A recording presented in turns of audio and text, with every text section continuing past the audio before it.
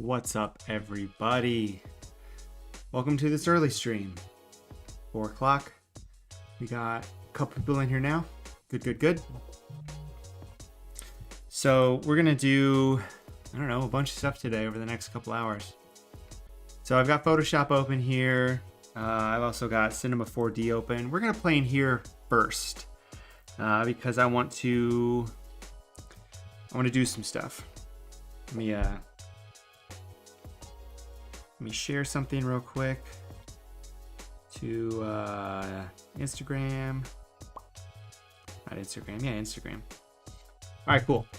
So here's what we've got going on. Got all this stuff. Got all these cool photos of Kobe. We'll see what we do with them. What are we gonna do? I don't know. So we're gonna play around. We're gonna end up with something cool. So starting off, I've got some stuff going on in here in Cinema 4D, brand new file. So I'm going to, oh, what's up, the Pick 6? So I'm going to import a couple things into Cinema 4D. And what these are is it's Kobe's logo. Just in 2 spots. Yeah, Sean, I figured it was you know.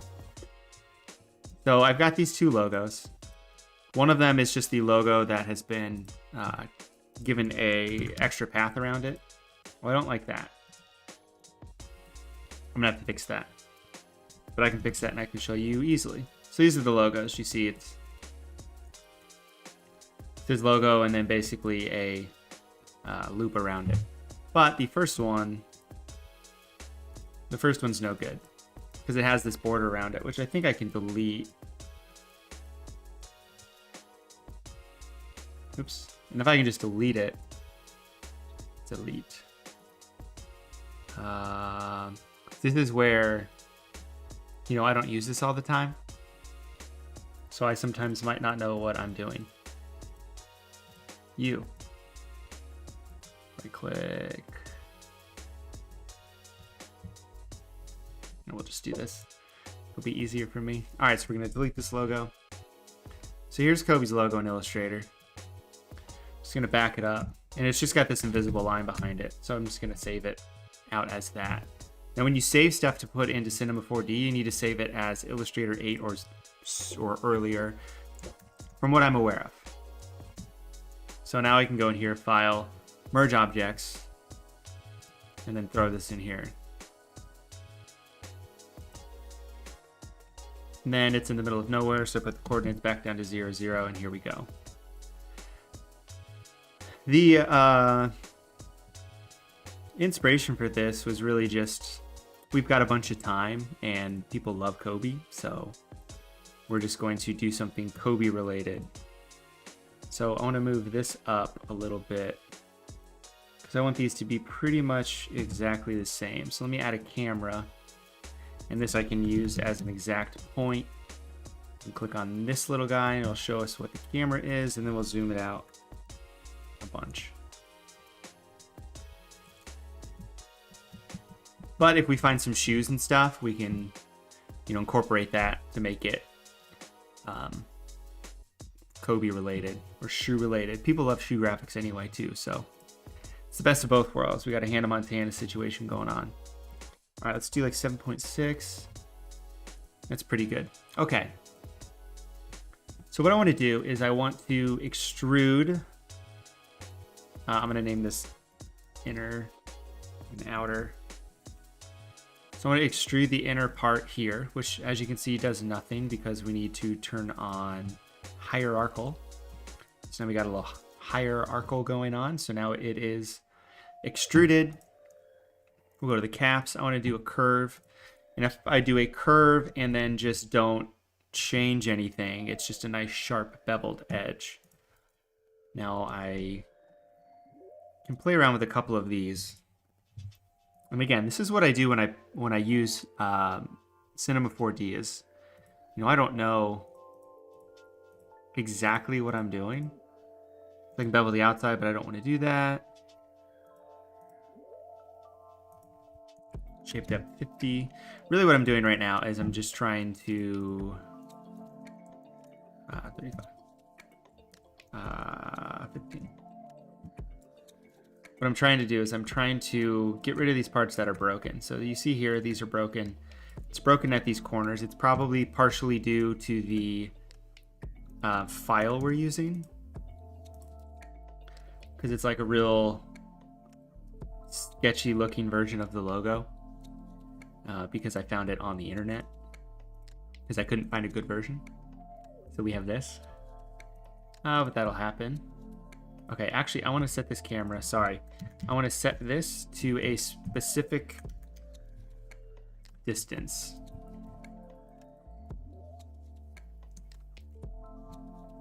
No problem, TTP the goat. Okay, so I'm gonna set this to 170, negative 150. We've got everything in frame. I actually want to change the frame to be 2000 by 2000. Actually, let's just 2500. Let's do 300 DPI, because that's usually what I work at in Photoshop. So I can zoom in. Let's move the camera. Actually, the camera's fine. Let's move these. Or do I want to move the camera? No, let's keep the camera here. And if I click these, it locks it in place.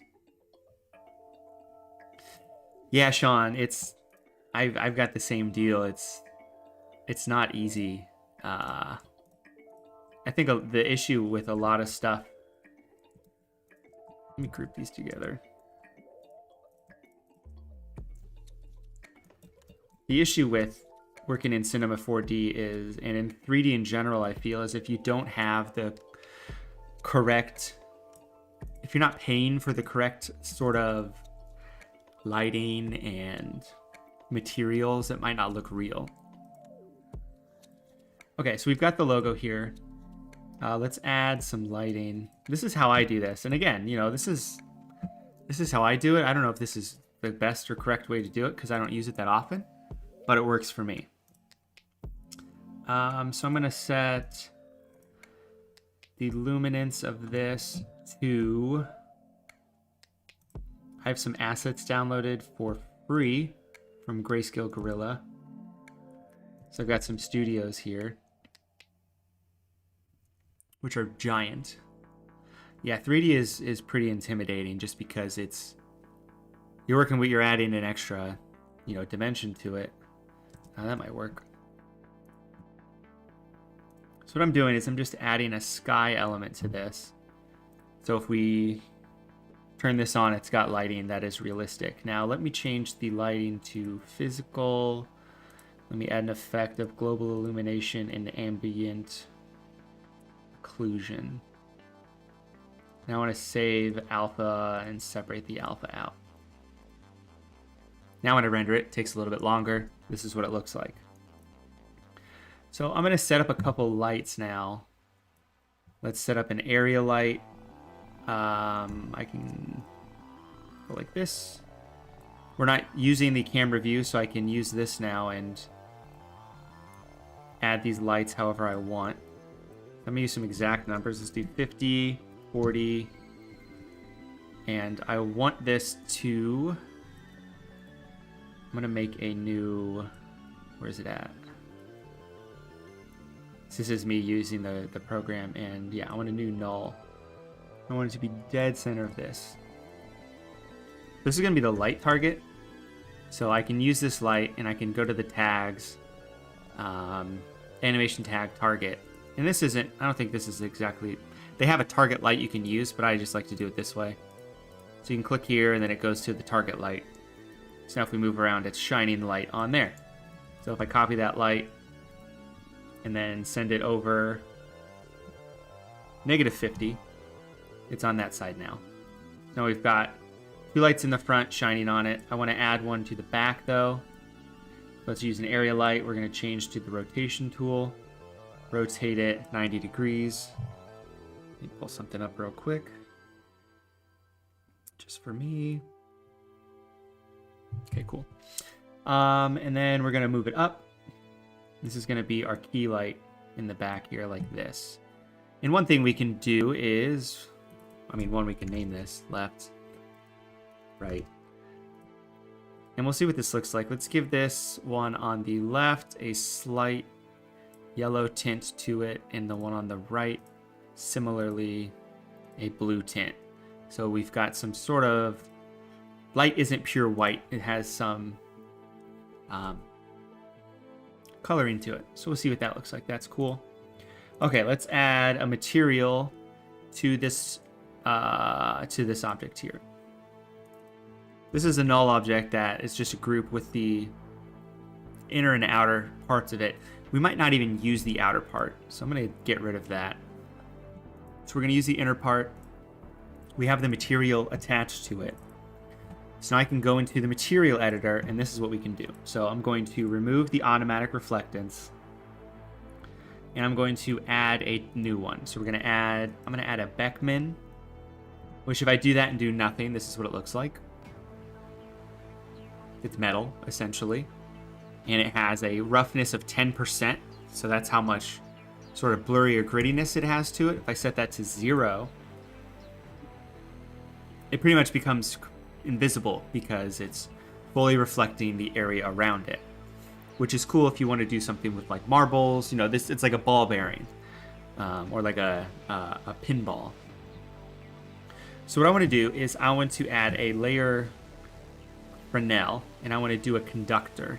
And what that is, it's going to change the specific reflectance based on a material. So right now it's set to custom. I want to change this to gold. So now it's giving it a reflective property that is similar to gold. So now if I turn this on,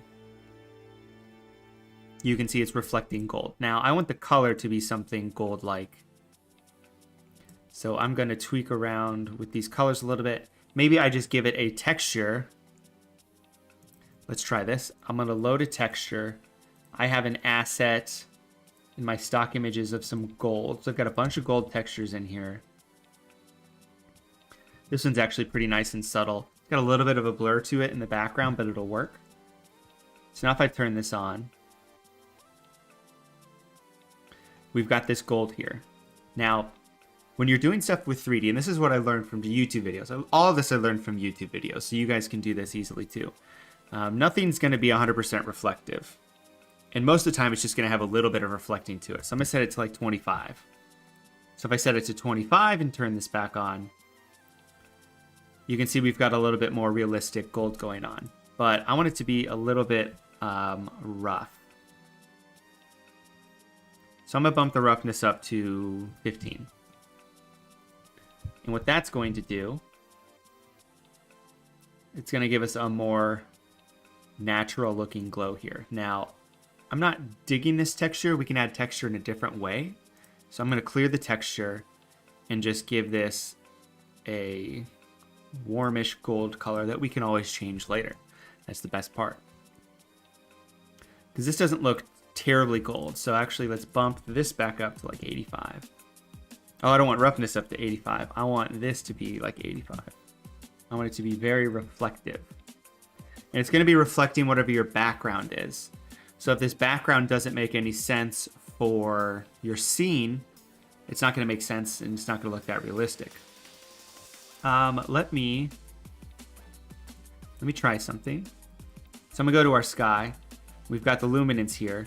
But what if I add that same color?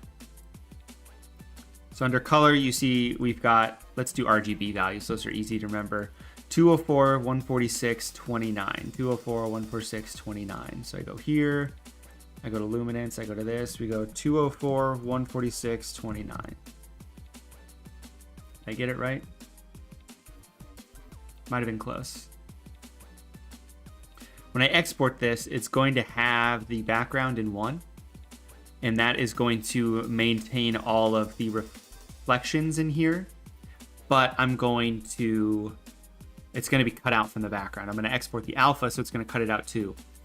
But let's say I'm going to drop this into like a forest scene. You know, I might as well use a forest HDR to go in the background. Now I'm just going to make some sort of, graphic. So it shouldn't really matter all that much. So I'm going to change the mix mode to multiply, which is going to multiply this, which is going to make everything super orange. I'm going to change the mix strength. Nope, not mix strength. Maybe I don't want to do that. Maybe I just want to make this a little faint. How's it going, 12's time? It's going well here. We've got this here. So we've got the background. We've got this gold going on. I want to... Sorry, the material editor's down here, but I like to have it full screen or popped out. So I'm going to change the roughness to be a little bit less. And we're going to add a bump. So we're going to add a bump, and I'll show you what that does. I'm going to load an image. So now I can load that. That's a good one. Let's load this one. We're going to load this. And this is going to give it a bump based on that photo. It's going to analyze the dark spots and light spots. And I forget which one it is. It's either going to indent the dark areas or extract the dark areas. It's basically going to make it look like the image you imported. So right now, if I zoom in, this is what we have as the texture of the gold. So the gold texture right now, it's got a faint texture to it. Now I'm going to go back to this reflectance. I'm going to bump this up to 100%, just see what that looks like. The color's fine. I want to get rid of the roughness. And let's do 9. Let's go back down to 85. This is me just playing around, experimenting to see what might look good for this gold color. So now we've got this sort of reflecting gold here. And we can adjust this bump. It's at 20 now. If we make this, say, 80, it's going to make it that much more impactful. It's going to deepen it. Now, I want to tweak something real quick. I think that might help. I'm going to show these lights in the reflection, because what that's going to do... Sorry, let me just click this. Don't like that. What did I do? So here's what we got. So now we bumped up the strength. We have these lights showing the reflection. So in those little dimples, as you can see, the lights are showing up. That's how you can achieve some nice gold if you have just a light like this and throw it in the background. I want to shoot these out a little bit more. Let's do negative 80 and 50. Okay. Let's do 80 and 50. I'm going to save this just because. There we go. Kobe logo. Okay. Good. Now this light we messed up. That's 80 and 50, 80 and 50. They should be in similar spots, but they're not, as you can see.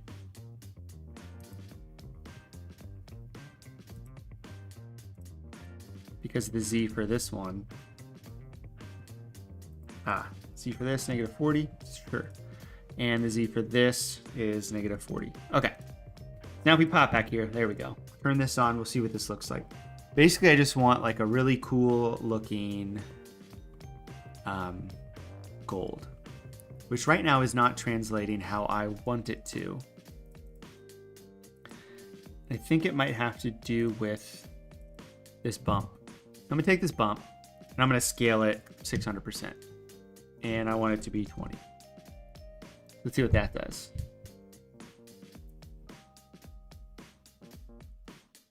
Okay, I can't really tell if that did anything at all. Let's go back to 50. And I can change the exposure on this, and darken it up. Change the black point so it is more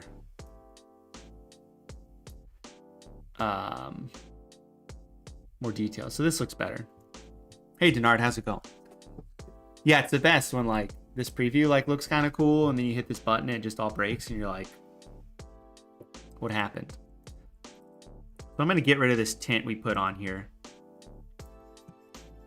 Luminance. Let's just tint this bad boy to normal and hit normal. There we go. So now we'll see what this looks like. So you see it's got these, it's reflecting the lights perfectly. So like for me, my final design isn't gonna have those lights up there.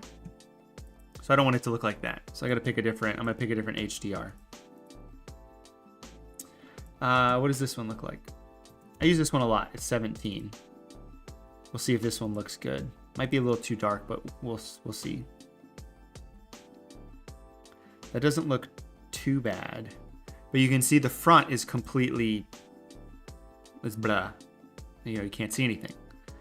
So let's hop back out here. Oh, so I want to take this light here. And I want to show this in the reflection. I just want to push it back behind the camera. So now if we go back here and take a look. See, that looks better. So you can see the whole light now. I'm just going to take this light and I'm going to change the size to like 1,000 and 1,000. So now when I hit this, it should take up the whole front, kind of like that.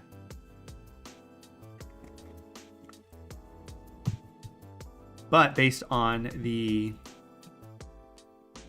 light, oh, that's a backlight. I want that.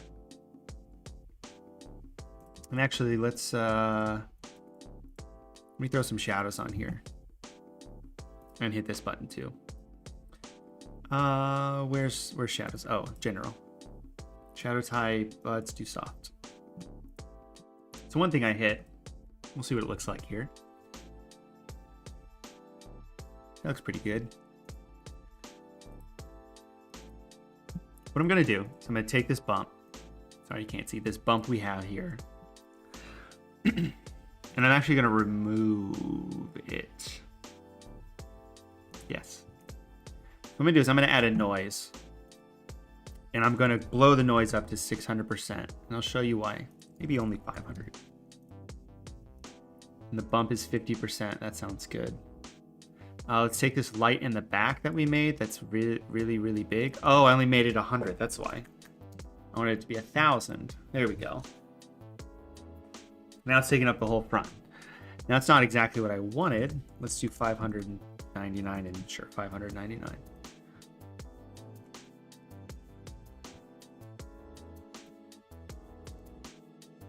Let's put it back down to 100 and 100. And actually, you can see in the reflection what it's doing.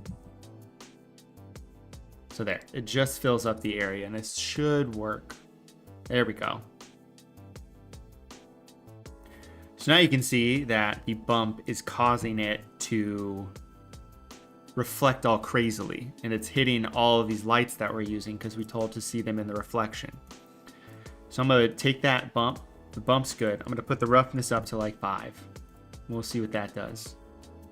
We're going to add a different texture to this as well that I haven't really done before. Or I haven't tried this specific thing before. So I want this, I want the intensity to be this, to be like 80. Because it's very bright right now. And I don't want it to be that bright. We've got all this other stuff going on. What happens if I change the reflecting? Let's bump that up to 10 and bump it up to 100%. Let's see what this looks like. We're getting there. So I think we need to just bump the reflectance down a little bit. And it's starting to look better. Now I'm gonna take this bump.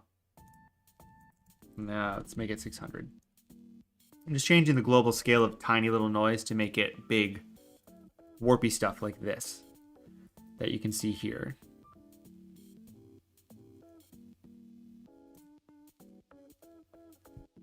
Okay.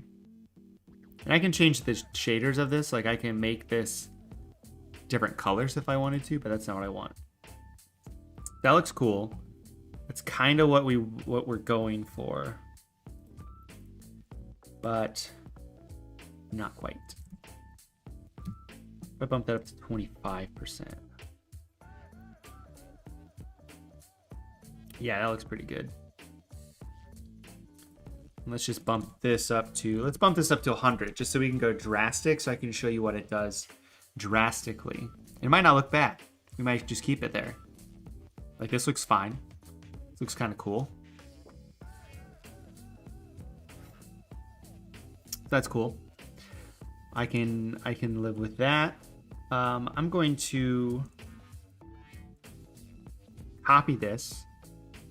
This is a different material now. And what we're going to do on this is we're going to make it 0 and 100%. And we're going to make the color a little bit brighter.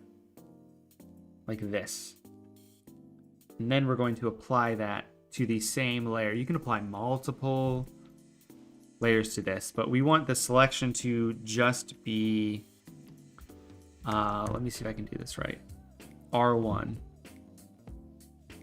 Which is just going to be the edge, the front edge.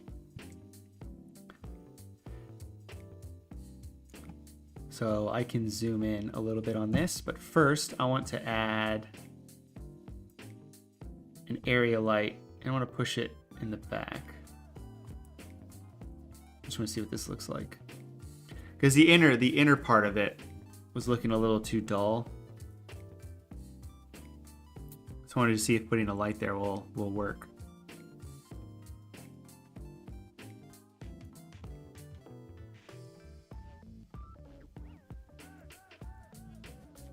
Oh, Garrett, there's Garrett. He's in here. So this is what we got. So I think this looks pretty cool. Now, what I'm going to do, though, is I'm going to zoom in because there's an area that looks weird. Right here. It looks bizarre. What are these set to? They're set to UVW mapping, which is fine. You can also do, there's a bunch of different ways you can do this, and they're all going to change how it looks. You know, I can do cubic. It's going to put it in like a cube. Let me hop back here. See if that changes anything drastically. I think this looks cool though. Nice, cool looking Kobe logo. So I want to add a light. I want to put it in the dead center of this. Oops. Whoops. I'm not hitting the right buttons. I want to zoom in. That. Okay. Where's this at? Oh, I want to put it in the back. This is, you know, I want to make this sort of dead center. Let's just make this light purple. What's the Lakers purple? Lakers purple. And I could technically probably set the whole color to Lakers, but I want it to be more gold. Oh, actually, that's pretty gold. I might change it to that. So we're going to go in here. We're going to enter in the RGB for the purple, which is 85, 35, 7, 130. So we have a purple light. Let's go into these materials real quick and tweak the RGBs to be the Lakers color and see how drastic this changes. I'm going to set this one to be the same, but then I'm going to go in here and I'm just going to brighten it up a little bit. Let's go back. I don't know how long it actually took me to do this. It just, not a lot of time for what I'm showing you now. What I'm showing you now is actually very basic. Just find some videos on YouTube. Grayscale Gorilla has a free course you can take, and it's like super basic. So like some of it's real dry because it's showing you the basics of how to do this. General detail, visibility, but most of this I learned from YouTube videos.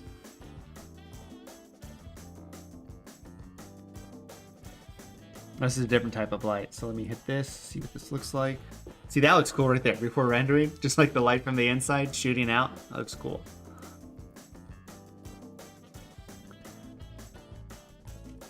That looks kind of nice. So what it's doing is it's adding yellow to, it's adding purple to the yellow light, which is the opposite of yellow, sort of. So it's not really doing what I want with the color because it's already yellow. I'm just going to set this to that color too, and we'll see what this looks like. And what is this at? So I have this set to fall off inverse square physically accurate. So this is the fall off point. Whoops.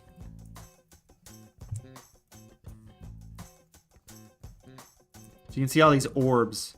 That's sort of where the light is going, which I cannot change on this one, which is weird. Let me zoom back out. So I should be able to tweak these. And it's hard to navigate all of these with all of the stuff. Oh, let me zoom back out. There we go. Okay, so I have this light selected, and I'm going to drag it inward. So this is basically changing the fall off area for the light. It's going to make it so I can control how intense the light is. I believe. You know, this is, again, I'm no expert in 3D. It's just what I've learned from YouTube. I'm gonna save. We'll see what this looks like. Right now it looks pretty cool.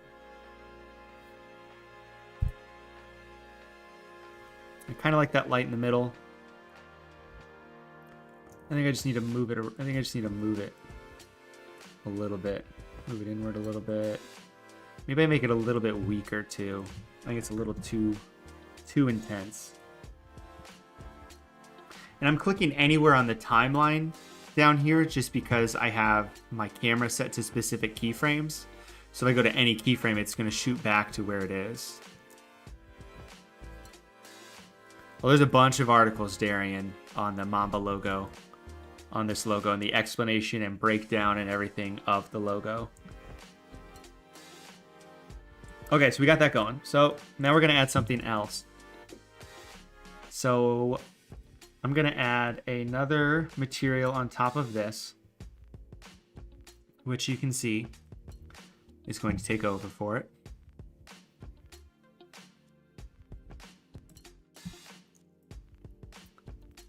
Let's do RGB. I want to do the purple color,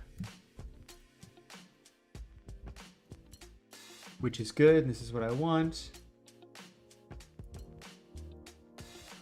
What else was intense, Henry? Tell me. So we're going to do something different for the purple. So for the purple, we're going to make it somewhat transparent. We're going to have some transparency to it. And they have different refraction presets. Oh, the circus was, I'm a wigwam, I'm a TP, I'm 2 tenths. So they've got different refraction presets. So they're going to change what you're seeing through the object. So glass is fine. You can do diamond and you can see it changes in here. So let's do that. So what I'm going to do is I'm going to delete these. I'm going to change this to edge, change this to gold, which you can't see, but it's fine. So let me show you what this looks like just with the transparency on. So it's 100% transparent. Now we have this piece of glass, which if you watched my Bradley Beal live stream, that's what we did. We did some cool stuff with glass. So I got the color there, the transparency, and you can change the absorption color. So if I change the absorption color to the Lakers purple, I'll show you what that does. It's changing some stuff. But I want the whole thing to actually be this color. So 85, 75, not even the right names. Okay, let's see what this looks like. Sorry, let me move this out of the way so we can see. See, it's taking longer to render because it's glass. And we have a bunch of lights and effects on there. But this can take a while. Hopefully this doesn't take like 6 years to render. And then we can't even use it. But we've got plenty of time. So I think part of the issue with this is there's nothing behind it. So we can't really tell if we're seeing through it. That makes sense. And I think I gave it too much of a color. Let me do the absorption color. Let me set this back. This is too. Man, Henry, you're just killing it right now. Let me change this color back to 255, 255, 255. Okay, so we got that going on. Let me just change the brightness or the strength of the transparency. Let's do 85. Let's see what that looks like. This might work more, actually, for what I'm trying to do.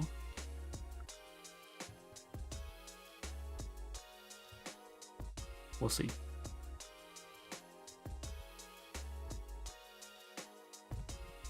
So what we can do is we can change this render to standard, and then it's going to go, like, way faster.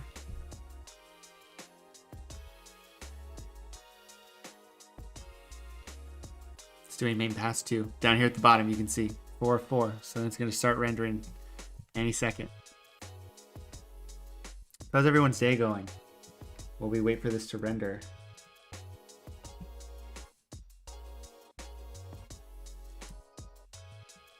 So there you go. So you can see it's kind of light, and it's kind of light because we're using white light. So if we add this 85, 37, 130 back, but we make it a little bit brighter, it'll just help it. Hey, how's it going?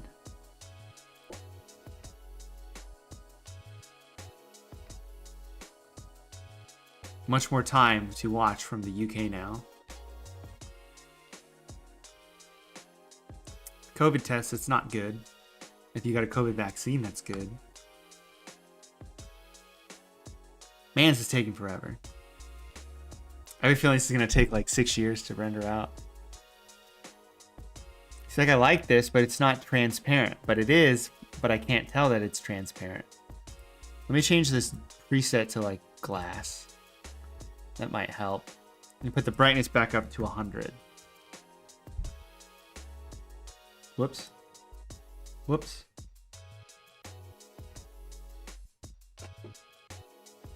You get to sleep in tomorrow for 3 hours because of state testing. Yeah, I remember those good old days. What's up from Brazil? What's up, Inez?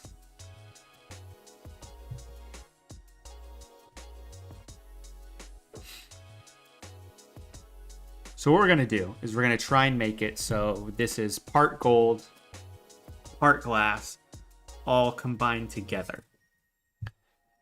Is that going to work? Maybe. We hope so, because, you know, we've burnt 40 minutes doing this. And this is the thing, like, if you've got time, we haven't done much here. And that's why I wanted to hop into Cinema 4D, because I know it takes a while. But we still have time to make this, render it out, and then throw it in an actual design.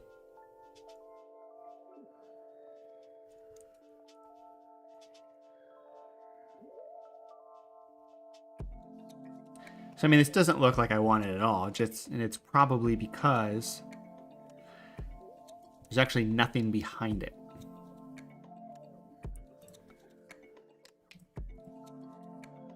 Let me remove the default specular. Let me add another specular to this, actually. And I'm going to add this on top. Set the roughness to 0. Let's see what this does.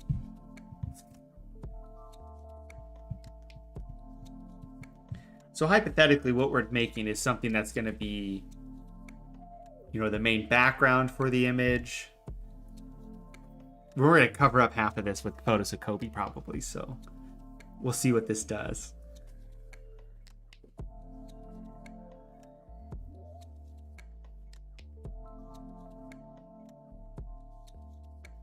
Oh, you had to take a test because you're back on campus. So it's more routine than anything. That makes sense.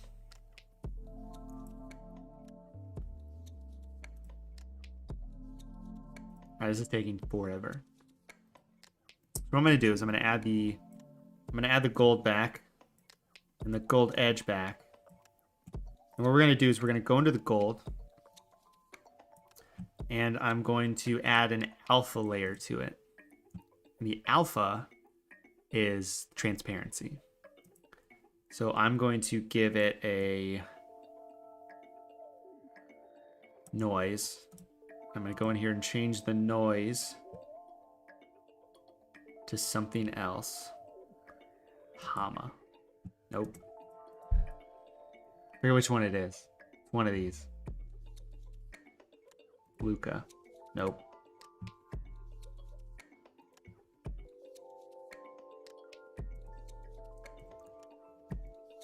I learned what I'm showing you now from a YouTube video. I just got to remember which one of these they used. Naki. Nope. Booyah. Nope. So you can see these are all just different types of noise that they have on here. And they're all cool. You know, they're all different. But there's one specifically. I'm trying to remember if I used it somewhere else.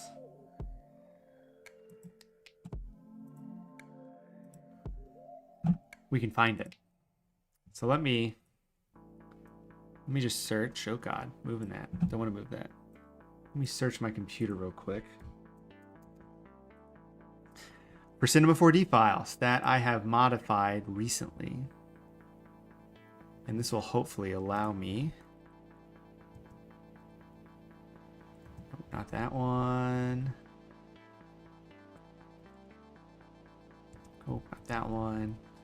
This will allow me to figure out what it actually is. You can see I'm hitting down a bunch.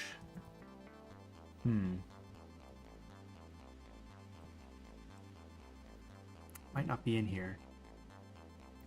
I remember I used it for a project,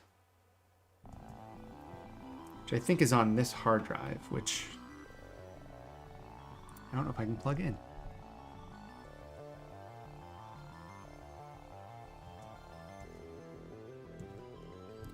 Oh well, I'll figure it out.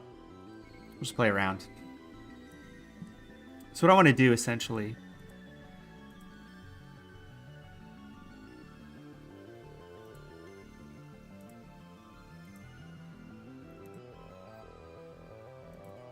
Would be Hama?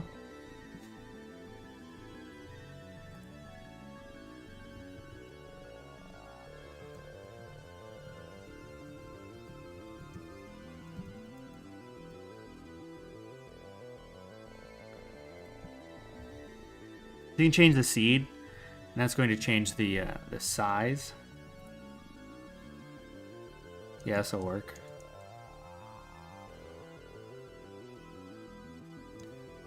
And you can kind of see what it's doing up here. So really what we just did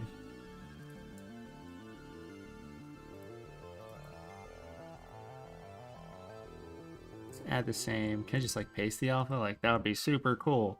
No. Okay, we're gonna delete the edge one.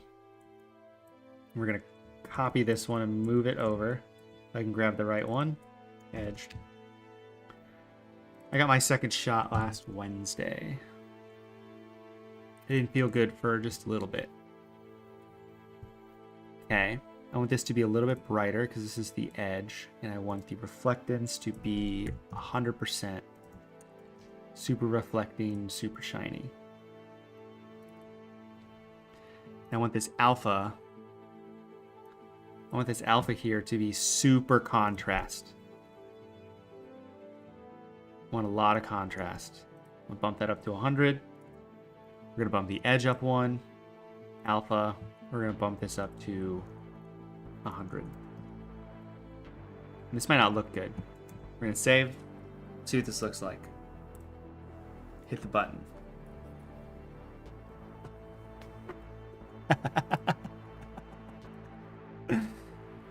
It's like, yo dog, what is this texture on here? We don't know what it is. There. Now we'll do this and see what happens. Oh, and that light in the middle might actually come to advantage. This might actually look pretty sweet. Daring the air tags they've been talking about for years. Basically to compete with tile.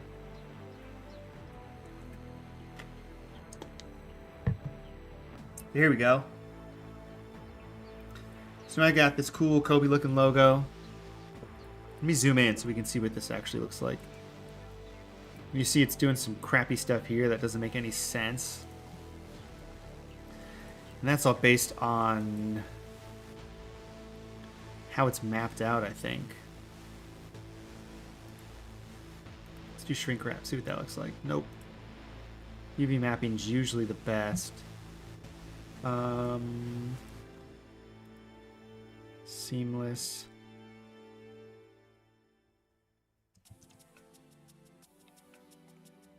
Oh, this is actually kind of cool because it kind of looks like snakeskin now.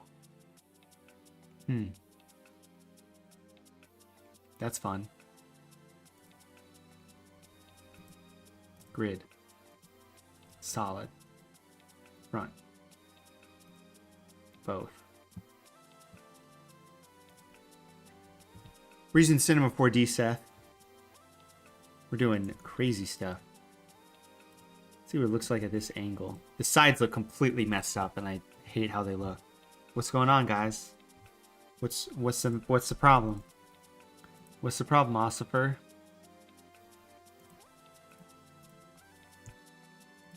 Why are you so angry? Is that better? No. It's just like, yo, dog. I hate you. Stop. Stop trying. He's not even doing the purple. He's not doing any of the materials. One material. Go. Alright, so that one worked. Let's add the gold now. Let's see what this looks like. So what this is doing is we gave an alpha to the gold, which theoretically is making it so it's making certain areas that are black transparent, so you can't see it. So it's not applying the texture to that. So it's applying here. Now there's probably a better way of doing this with two separate objects that are intertwining and intersecting with each other. But so hypothetically, so I can show you what this is doing, if I turn it off,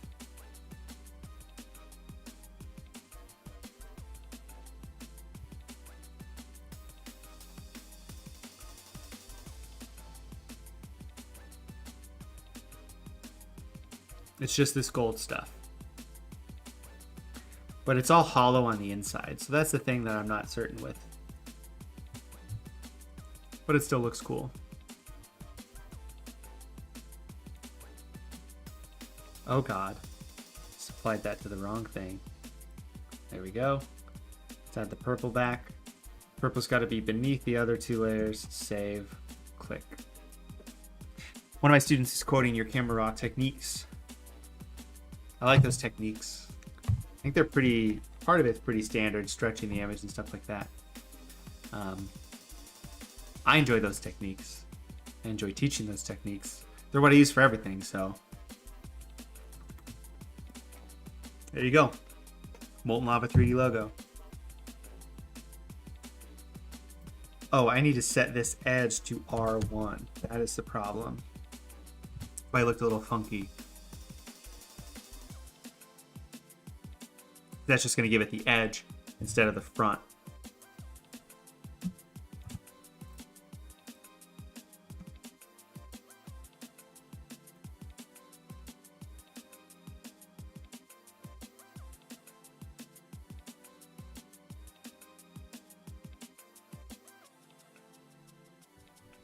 So I think we're going to start exporting this soon because we've spent 50 minutes on it. We might not even use this. Like, that's the thing too. I might hate this and be like, nah, we're not going to use this. But I think that looks pretty sweet. And you can see behind it where some of the gold is.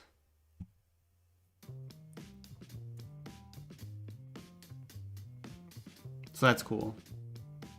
I'm just thinking of something in my head. See, the gold can look way cooler than this if you use different rendering softwares. Like I'm using built-in stuff. If you used other things like, what's it called? I don't remember. They have different engines you can use. All right, so I'm gonna hit render. We switched it to physical. I'm gonna see what this looks like. And try and track down where my dog went.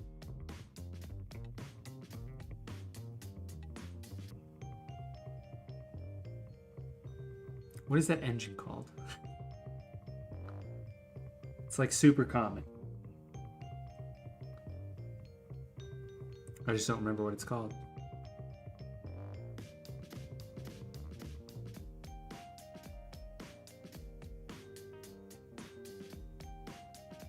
Octane.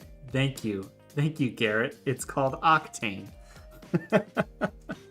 If you get Octane, it just makes things look a lot more realistic. It can look way better. But that, again, is something you have to pay for. So, Redshift is also another one that is good. Yeah, Octane and Redshift. Those are the ones I couldn't think of at all. I think this looks cool enough. So I'm going to render this out. So how I like to render things, we go to render, we go to add to render queue. Yes, save it. Here's some other stuff I've randomly done, and this is just going to go to my desktop. So we're going to hit play, and we'll see how long this takes to render. It might take too dang long. I'm going to minimize this, and here we go. We can start on this, so we can keep this up. We trash this, do this, and let me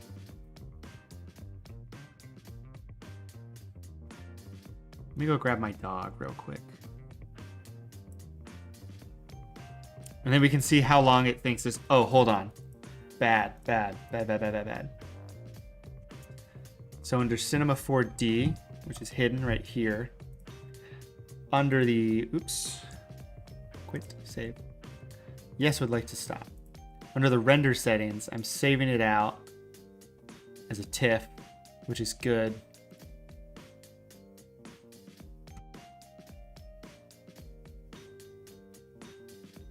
It's weird. Hold on.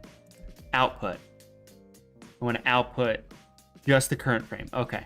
I just wanted to make sure it was only outputting the current frame, and it was not going to output the 90 frames that are present. So let me go back to render, add to render queue, start. All right.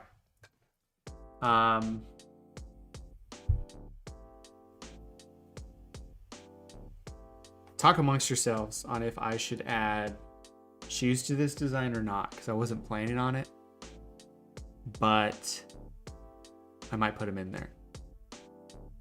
And then also let me know what you want me to do for the Kobe design. Do you want me to do, I'm probably gonna do something with a bunch of lighting on it, but let me know what you want. I'll be right back.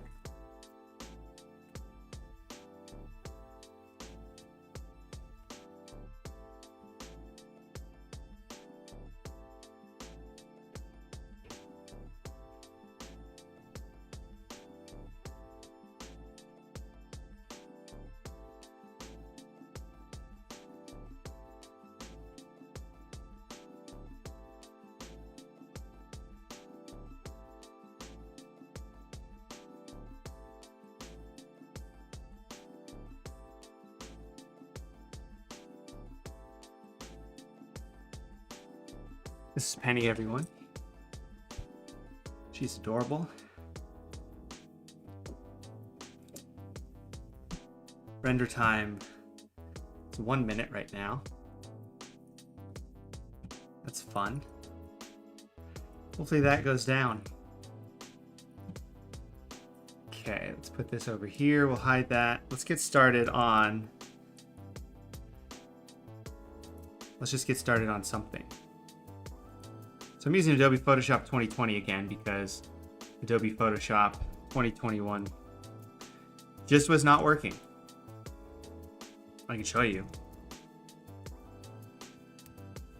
We'll see if I can get it to work. If not, it's pretty humorous.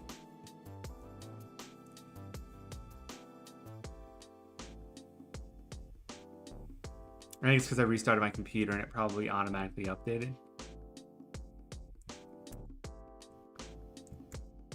So new document, ready? New document, I don't want 16-bit, 8-bit, create. Could not complete request due to program error. Cool Photoshop. Stupid. Okay. Grab Lakers colors just to start off.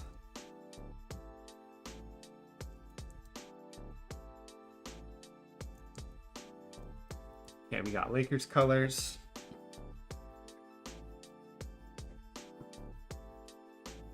This is the Laker purple. I'm going to make a new layer. Just gonna fill it with white. Convert it to a smart object. Go up to filter, camera raw filter.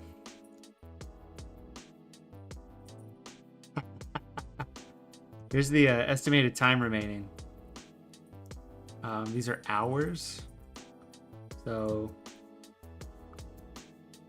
there it goes. 5 hours. 5.5 hours. Cool. Let's see how long that actually takes. It is taking a very long time to open up Camera Raw for a white. Can I hit cancel? For a white thing. Yeah, just depending on what version of Photoshop is going to depend on what you've got going on. One of your professors summarized, I think it's best when she said Adobe programs aren't meant to be confusing, or are meant to be confusing. Okay, so I just want to give this a vignette. Like, that's all I want to do. But I feel like my computer's going to be like super mad. Like, that didn't even do anything.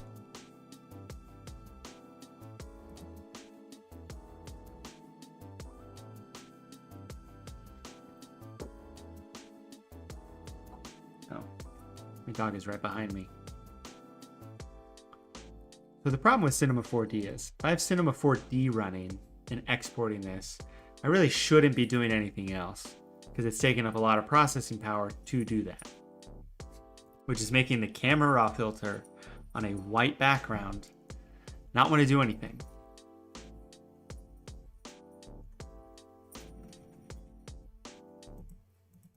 I can't even click anything. See, it's just like super broken because of Cinema 4D. It only says 1 hour and 40 minutes now, see? So it says 1 hour and 40 minutes. So we can just chit chat here for like an hour, and oh, it's 1 hour and 13 minutes, see? We'll chit chat for a little bit and wait for this to go.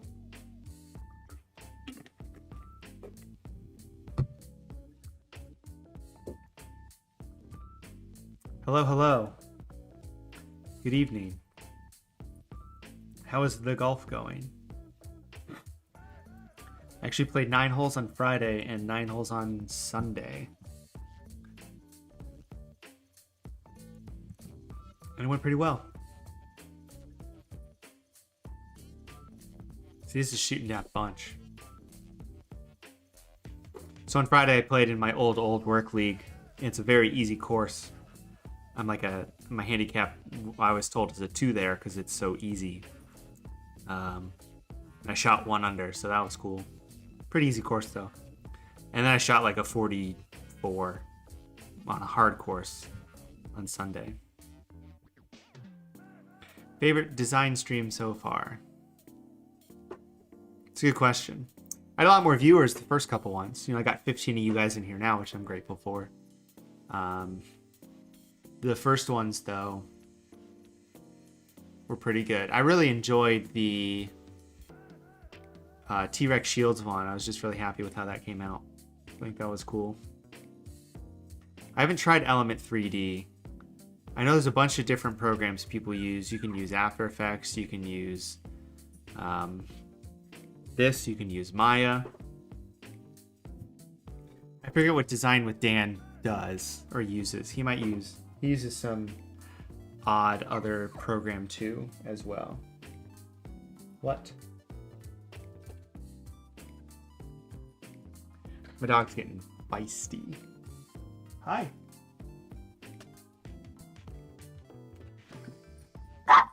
Yep, there she is.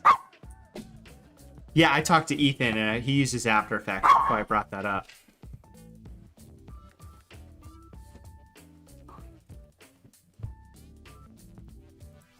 So this is 43 minutes now, and this is still not letting me do anything in Camera Raw. I'm gonna quit out of Photoshop real quick. We'll just see how fast this goes down.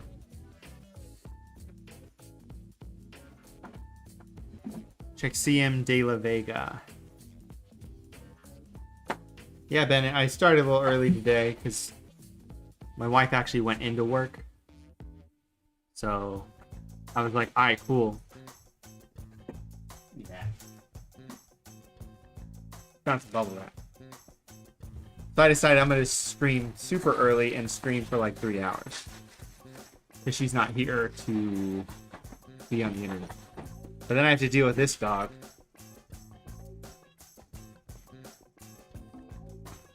Who just wants to do ASMR in your face. With bubble wrap. Okay, so let's see if I can hop open here. Let's go to render. Let me just do standard and let's render this out. Add to render queue, yes. So let's stop rendering this. Let me do this. There. Let's see how fast this one goes. So it's using different rendering tools, so it should be quicker and not as good. A normal day for me is different depending on what I have going on that day. Some days I wake up later than usual. Some days I wake up early because I know I've got a whole packed day of stuff. I've been pretty busy recently. Today I came downstairs and I was working on my couch with the TV on. Just hanging out. Then sometimes I'll get projects during the day that are due that day. So like today I got a project at like noon that they needed by 4. So I worked on that. Stopped what I was working on. I've got a couple of things on my plate right now. So it just depends on how busy I am. Sometimes I'm in the process of tweaking my website. So we'll see what that leads to. So this is super mad. I need you to give me an estimated time here.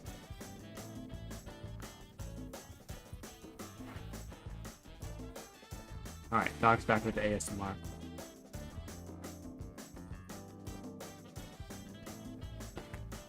I just want this to okay, let's do this. What I'm gonna do is I'm gonna render out a specific version of this. So let me go back to this. Go to this. Let me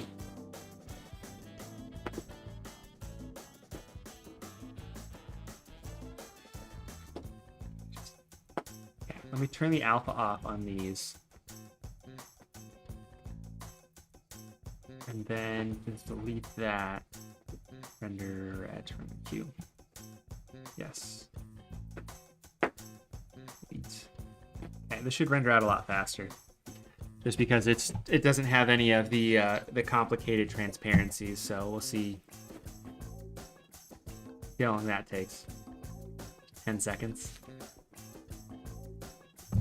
Not long at all. Yes, what Henry said is what I was going to say to you, Julian, is that there's a free version of After Effects within After Effects. So if you open up After Effects, you can go to File, New, Cinema 4D Light File. And that will make a Cinema 4D Light project file. And it'll open up a light version of Cinema 4D, but that's included in After Effects.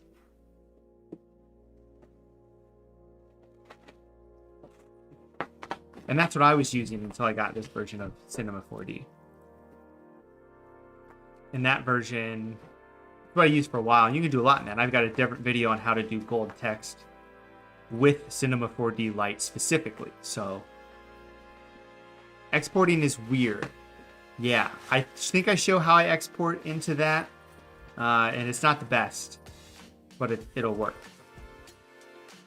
Okay, so we have this exporting, and this shouldn't take as long. I'm going to minimize this. I'm going to open up Photoshop again. And I'm getting... Oops. I went 2020, 2021. What? I'm going to keep my dog content with some bubble wrap.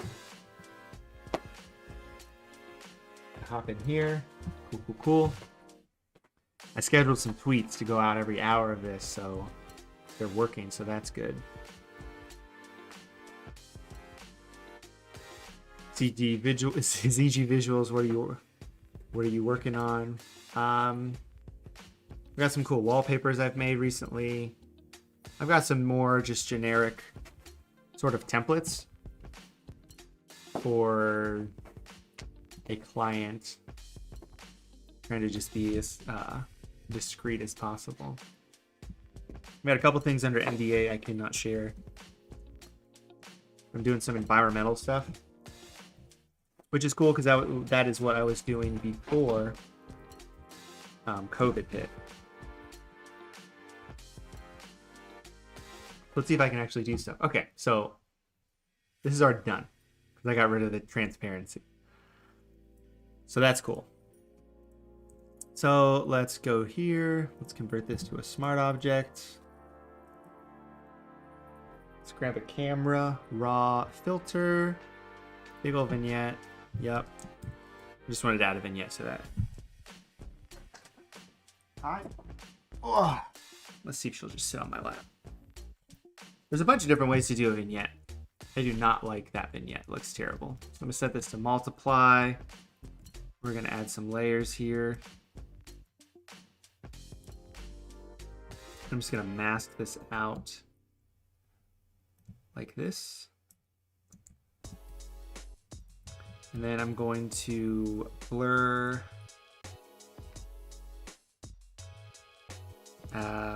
Yeah, 50. Just blur this selection here. It's going to help with this banding. And I'm going to set this to like 75. Filter, blur.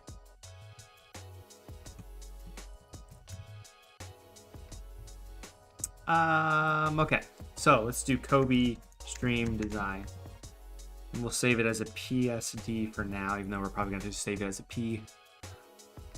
PSB. All right, so let's find that logo. It's in this folder. There's two files. So you've got this one file here. Here's the main logo. So we're going to hop into this as a smart object. I'm going to drag this over, which is the alpha. So I can take this, add it to the channels layer, select it, go back here, convert this to a smart object, and mask it. So now it's masked. And I'm just going to save it as a TIFF, blah, blah, blah, blah, blah. Boom. Now we have this transparent logo, which is cool. Now, one thing we probably should have done, and we can do when we go back in to Cinema 4D, is, when I export the other version, is actually put the background in, because you'll be able to see it more realistically through everything. Now I like to take the logo and sort of duplicate it and like set it to like overlay and stuff, just to give it a little bit more contrast, sort of like this. So this is the logo. We got that's going on. Let's see what happens if we add a really dumb drop shadow to it. Distance 0, size, I don't know, 150. Yeah, it's gonna look pretty stupid. Just do a real faint one. All right.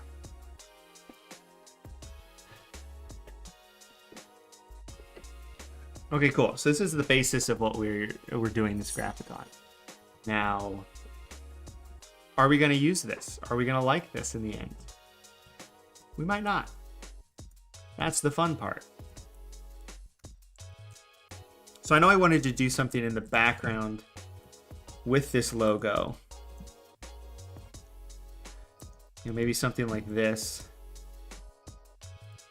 where I have all these photos of, I got a bunch of photos of Kobe. So I like this photo. So I'm gonna use Topaz Gigapixel.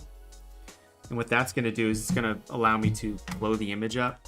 Now this also might break everything, because this sucker uses a lot of power.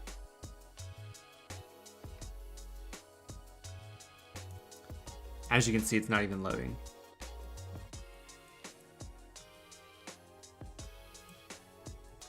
And why, I do not know. That's weird. That's suspicious.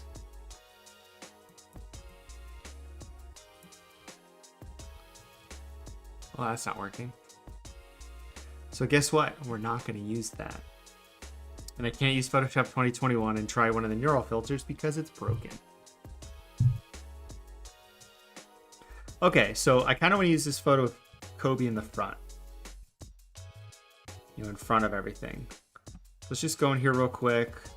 Let's hit it with a little bit of the yellow fix. Way too much. I've been noticing recently a lot of these have been a little strong on the effects. When I was in college, I used to do this to photos of, like, I would always have my camera.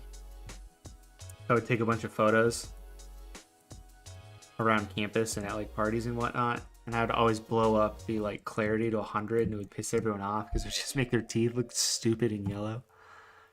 Fun times. All right, so let's do a little bit of noise reduction and sharpen, which is sort of counterintuitive. A little bit of that. That works. Looks so much better. That's good. Let me open up Gigapixel. I haven't done anything for the NBA directly. I've done a couple things for some NBA teams, which has been pretty cool. Like I did a project for the Orlando Magic before they hired Tony, who was great. I've done some stuff for the Pacers through STN Digital, which is fun. It's fun doing stuff for an agency because the variety of what you work on can change, and which is nice. You're not stuck using the same brand over and over and over again.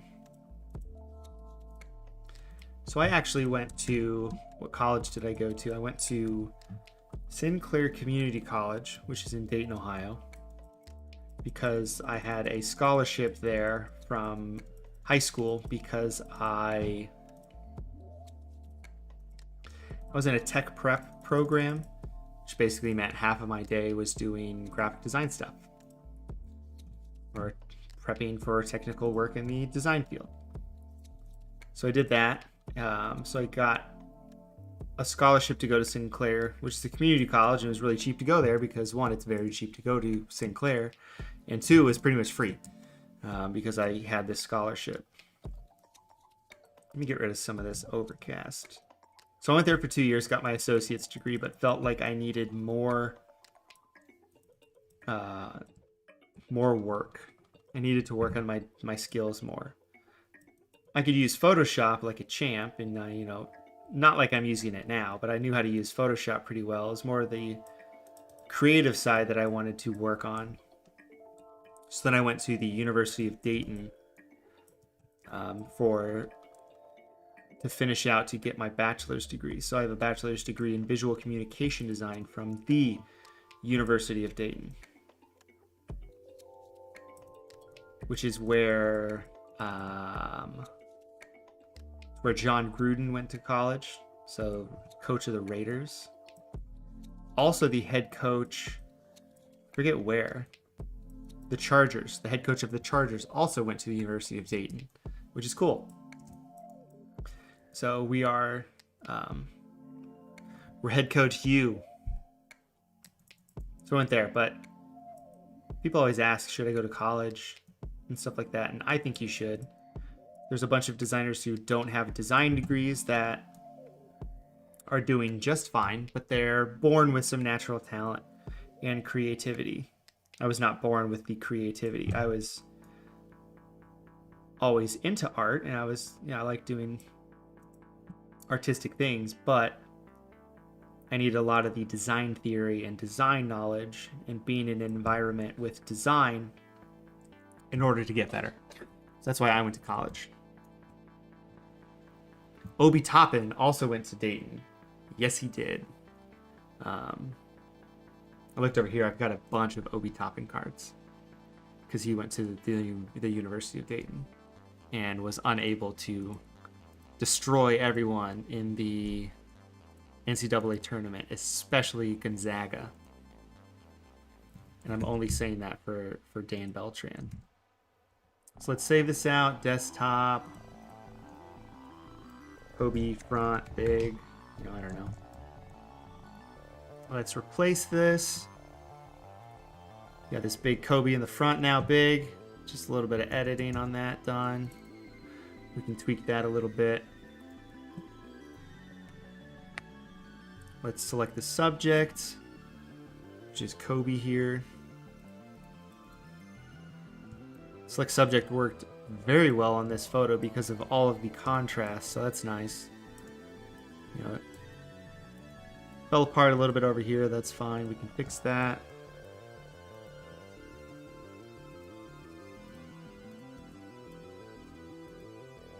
Over here, yeah.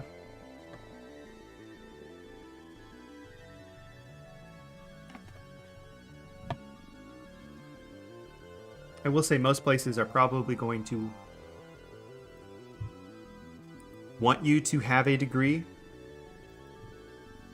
just in general, not necessarily a art degree, but just some sort of college degree. Like Dan Beltran does not have a graphic design background. He's only been doing graphic design for a couple years, actually. So, there's some people who have business backgrounds. There's some people who do have marketing and business backgrounds, which definitely help them, but they don't have design backgrounds. And I'll be right back. And I'm gonna use this be right back screen. So chat amongst yourselves for a minute or two.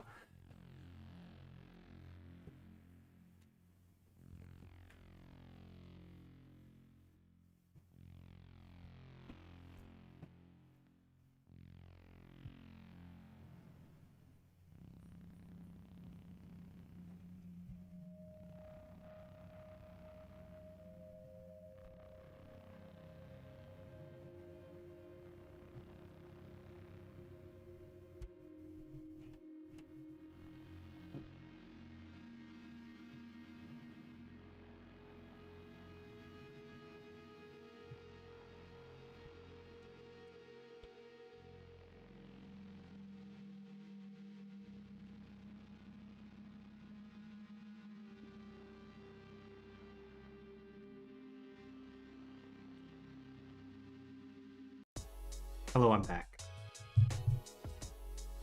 Yeah, minor in marketing is probably very helpful. I wish I would have had a minor in some sort of business. It would have just helped me out with freelancing, sort of more knowing where to start with marketing and stuff like that.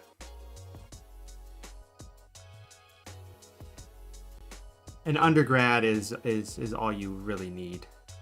The only reason you would need a master's degree is if you wanted to teach, essentially. Garrett, you don't need a minor because you're interning for the Rams. So I think you're fine with that. I'm trying to figure out where my dog went.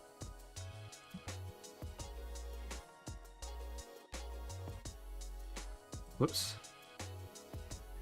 Let's just cut this bad boy out. I'm just saying, Garrett,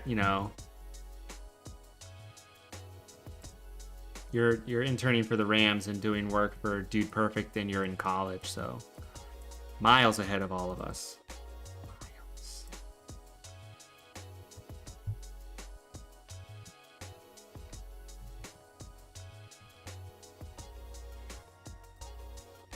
Pretty much what you would get is you'd probably get like a minor in marketing, like Sean said.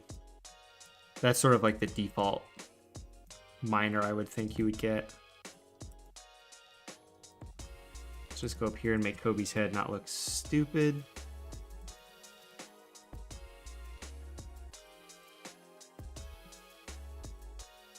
We're just gonna fake it, because if you can't tell, I can't tell, and the viewer can't tell. Only we will know. Yeah, man, if you're 16, like, you're already interested in this space and you're already trying to get better, that's just gonna give you a leg up over other people. You know, I didn't know I wanted to do this sort of sports design until I was 28, so that you got a long time to make decisions like this. And you can always change them whatever you want because you're still super young. All right, so let's grab this, select, modify, contract, 1 pixel. Okay, save. So he's in front of this. That's cool. Can't even see the cool logo I made. You know, maybe we just lower him a little bit down here. Raise this stuff up a little bit like that. Just more as a background element. He seems a little dark for this whole background, so let's just brighten everything up. Looks a little bit better. Yeah, you didn't start your first design till you were 21, and I always remember everyone having different styles of design. Yeah, styles will just come with creating forever. I try to avoid trends just because that's what I want. I don't want everything to look like everybody else. Whoops. That'll work. We got Big Kobe in the front here. Let me go back here to Cinema 4D real quick. Actually, let me go back to this queue. Let's see if I can queue this back up. Actually, no, I think it's gonna break. Hold on. Uh-oh.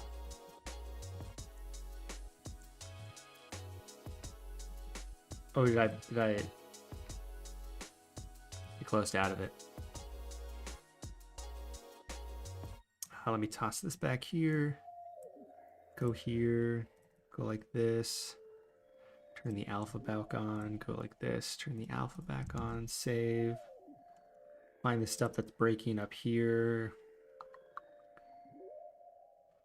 You turn these off and see what happens. Good enough for me. All right. Render. Yes. Queue, uncheck, play. Okay, we'll see if this breaks. If it does, it does. Whoop. I avoid trends because I set them.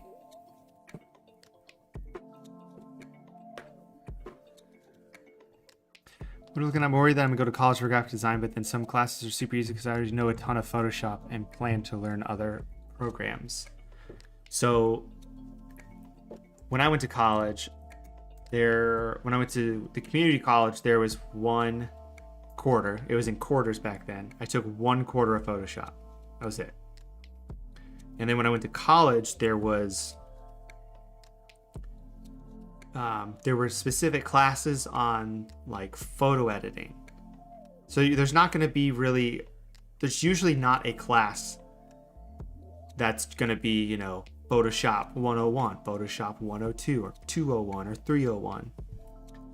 You're going to learn the programs, but you're going to learn the programs at a fast pace, most likely, because of the amount of time, depending on the college. Now, if you go to a college that's specifically art, specifically design, it might be different. Because, like, when I went to UD is a humanities school, so you have to take, like, classes that don't make any sense for your major. It's like psychology, math, English, science classes. You have to take all of those because it's a humanities school. So a lot of your first couple years are taking those classes instead of taking design classes. But I went to a 2-year school, so I took some design classes there first, for Photoshop and Illustrator and InDesign specifically. So let's bump this up a little bit.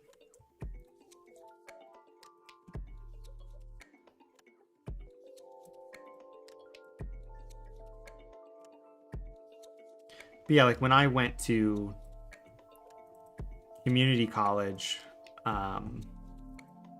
like when I got to Dayton, I knew a lot more about the individual programs than a lot of the other people, solely because that I went to community college. I don't think I ever used Lightroom in college, like at all, to be honest. And here's the thing too. Like when I went to college, you know, they still taught people how to use Quark Express, which is InDesign, but not InDesign. Like I remember when I was in high school, like I said, I took some design classes and the teacher was teaching us how to use Quark Express because that's what they taught at the college. But I was like, nah, I'm going to figure out how to use InDesign instead because that's the actual program that I'm going to use. So like knowing the basics of Blender, InDesign, Premiere Pro, After Effects, like that's a lot. And Adobe XD. Some of those programs might not even be around when you're done graduating, to be honest. So that's why when I went to college, I learned the basics of design and design theory. Okay, let's hop back here. Let's see what's going on here. Cool, that's rendering. So what I want is, I want to use these background areas. There's just like a random Getty photo. I want to use this background areas as spots just to put photos of Kobe. Dang. Lagging a lot.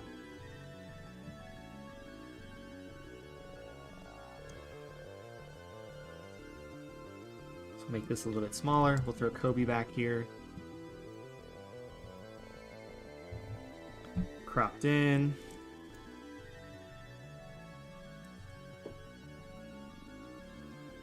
Boom. Crop. Raindrop. Crop, crop. Bop, bop, bop, bop, bop, bop.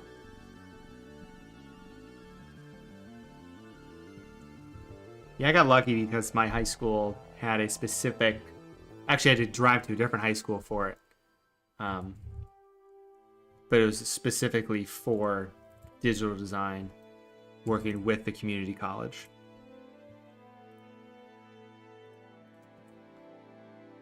That's a terrible photo.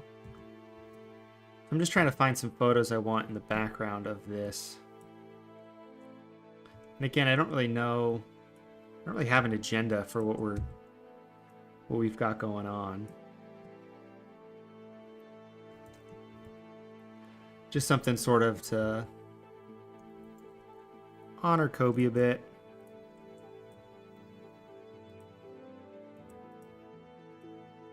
It's always fun to make Kobe graphics anyway. Save Kobe graphic. Okay, cool, cool, cool. I kind of wanted to use this as a like a background silhouette somewhere, and then everything would be intertwined with that, like sort of like this. Select subject. Boom. You selected all of Kobe. Cool. Ugh. Hold on. Selected mask. Smooth. 20.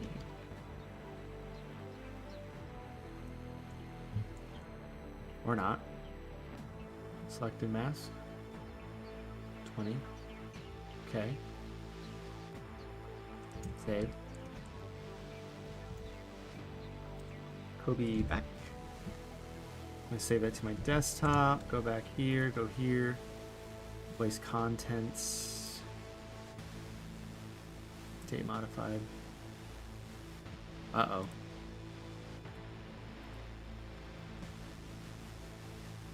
Where did I just save that to? Desktop. Place contents. Oh, it's right there. Okay. You know, do the whole, you know, we can set up a composition with this and then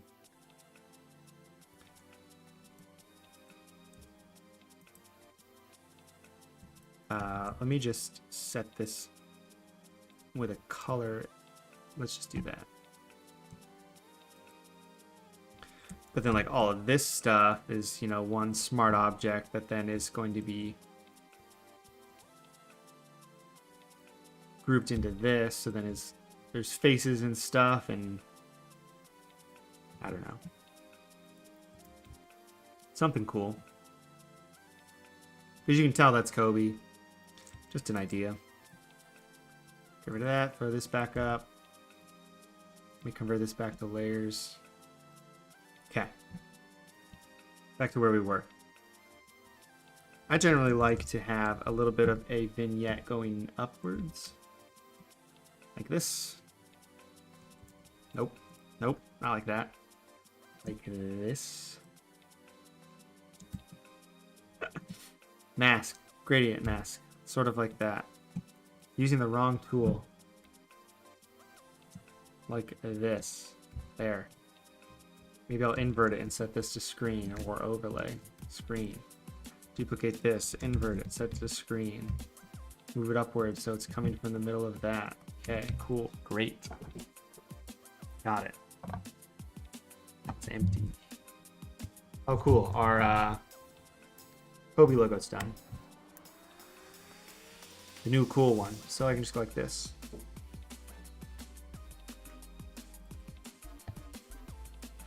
Should just be able to grab this guy, toss it on there like this, and go like that, hit save, and boom. Cool looking weird Kobe logo. Now we want this here in the middle like this? Do we want it smaller? You know, do we want it up here? These are all decisions we get to make. Do we want it to be blown up huge? You know, like this or something like that, and then we just have like reflections in here of stuff he's done. Do we want this just huge in the middle? These are the design things that we get to come up with. So let's hide that. We got this, so that's good. Let's change these to all dark black. Okay, cool. Let me take this, invert it.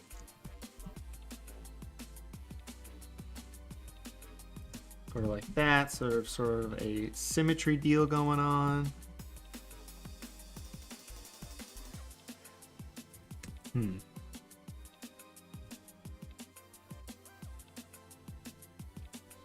Idea, new logo where the previous one was, and the giant logo with the pics have gold texture of the original.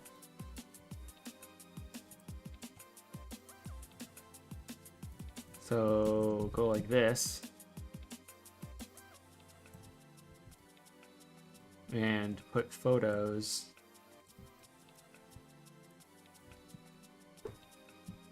on the gold like that. Is that what we're saying? Is that what you're thinking we should do?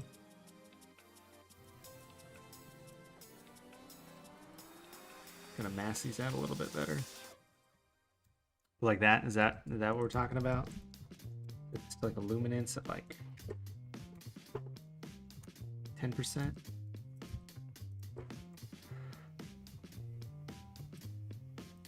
Toss this up. Go in here.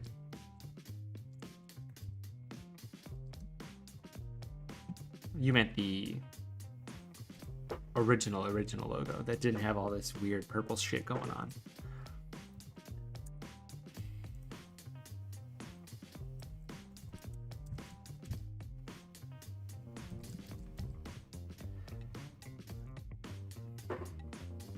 Oh, okay.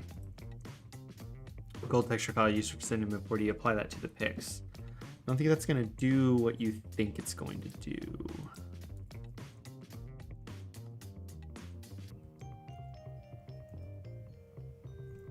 Let's see what this does. I kind of like the other logo better, actually. I kind of like just this. Yeah, I mean, that looks cooler. We can add that purple back in.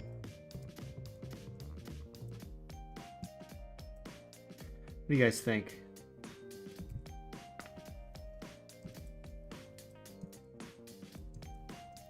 I think I'm just gonna start flowing now with some ideas.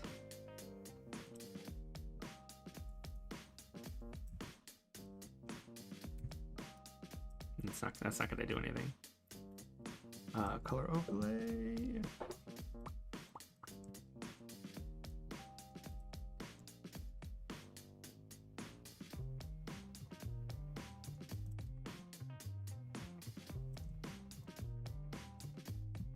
Okay, let's do this. Grab these, take these, grab these back down here, set these to normal.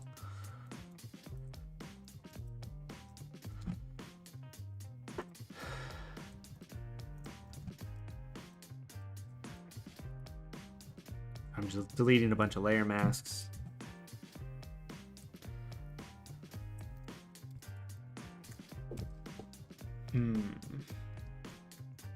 Luminosity.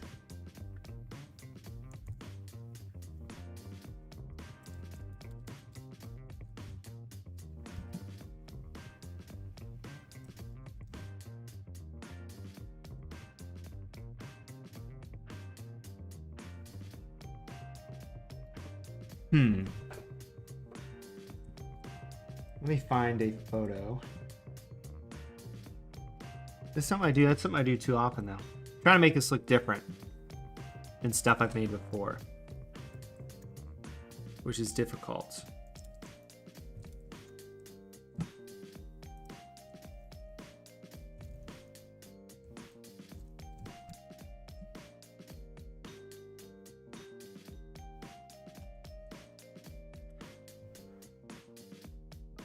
So am I. I am also curious how this is going to end up.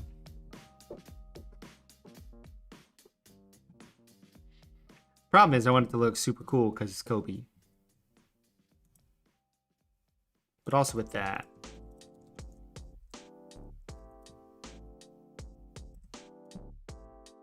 What else are we going to add to this? Because usually what I would do is I would just have this in the background, sort of like this, with some nice padding around it. We got Kobe up here at the top. I would then find some cool stuff to add to this. Like one of these light leaks. Yeah, like this big old light leak. I gotta hit enter, sorry.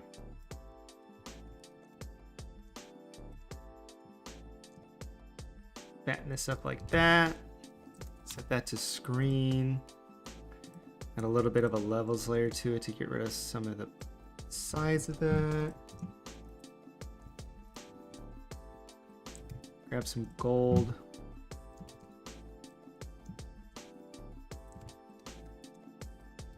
Throw some gold on top of that. Set the color to gold. Save. Do this.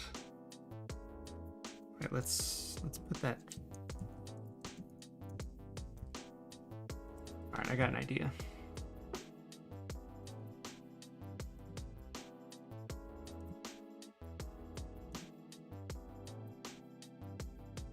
I have a bunch of stuff on my desktop. Okay, let's do that original idea of Kobe like this.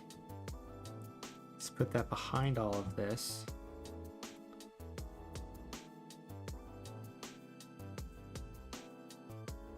Background white.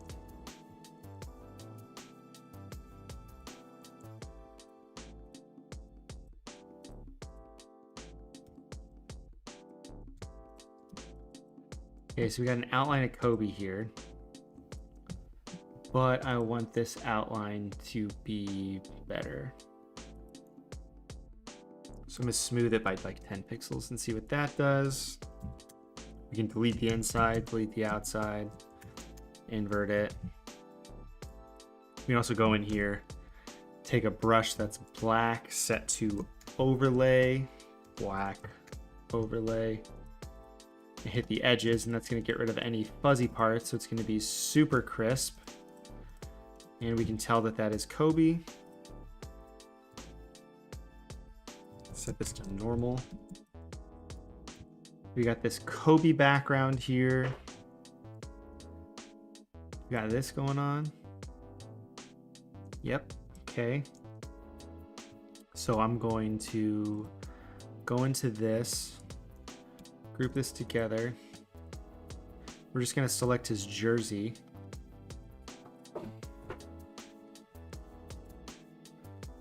Select.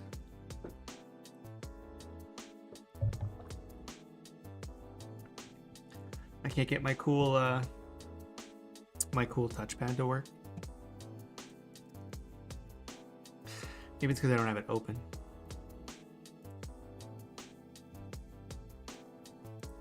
So I can't do things like,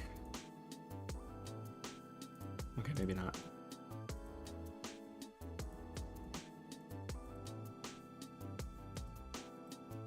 Out of nowhere, it's just gonna say quick select.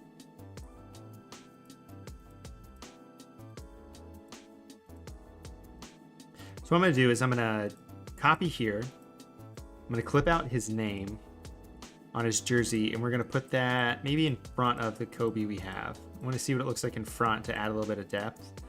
We know it's part of the background, but it's in front.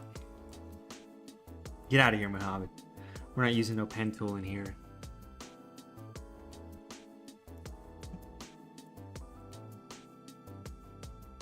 Get rid of that, get rid of that. I hate this. What does this look like? What is this? A school for marching ants? Okay, we'll do this, click. Oh, we're still on 20. I don't want 20, I want like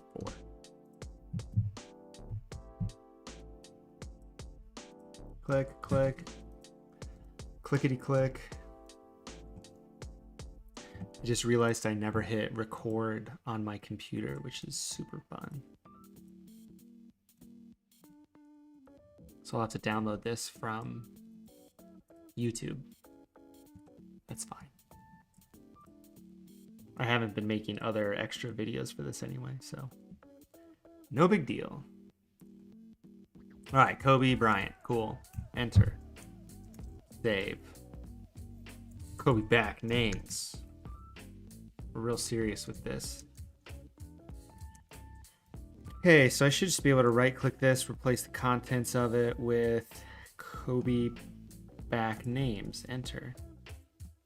There's his names. We'll put that in front like this. That doesn't look too bad. That's kind of trendy, but that's the trendy I'm okay with. We're just gonna take the yellows and desaturate the heck out of them. Select that there. Brighten them up a bit. Save. Okay, we got Kobe here. We got him bursting out of this vignette of him. I actually want this vignette to affect this as well. Except for this top part. Let's change that. Oop. I also need to fix a lot of editing on the head here. I also need to get rid of this stupid drop shadow. Okay, so we've got this giant Kobe logo now. That we can do some stuff with. We can add a bit of a shadow to it so it looks like it's coming out. Color burn, no, multiply. Does it look so bad though? Let's use this. Let's set that to multiply. Looks a little bit better. Let's use pure black. I think that might help too. Pure black. Just adjust that a little bit. Okay, that's cool. We got that. Random stuff going on. I can make this Kobe bigger now, because he's not covering as much stuff up. Oh, come on, Photoshop. Bigger. I want all this stuff to overlap on purpose, so it's all overlapping.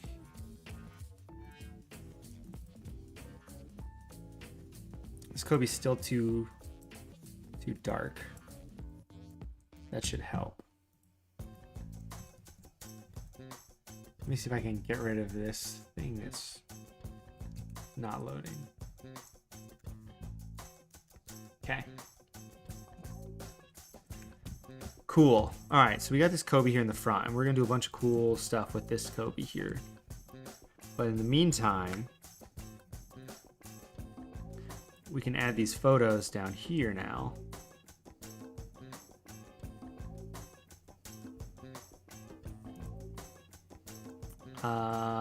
Delete this. So I'm going to group this all together, and then I can easily just turn this photo on, turn this photo on, get rid of this, drop it into here like this. Just have some photos of Kobe in the background like this. Super faint. Yeah, 25%, that's fine. 20%, that's good. Okay, let's toss this dunking photo back down here. What does this set to? Luminosity at 20%. So what luminosity is going to do is it's basically just changing the lightness of what's underneath it to that percentage.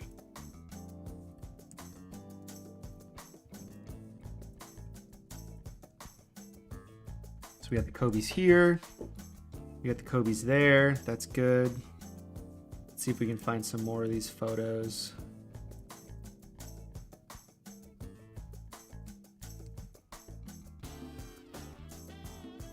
Where's that photo? Yeah, this one. Let's put this one in here.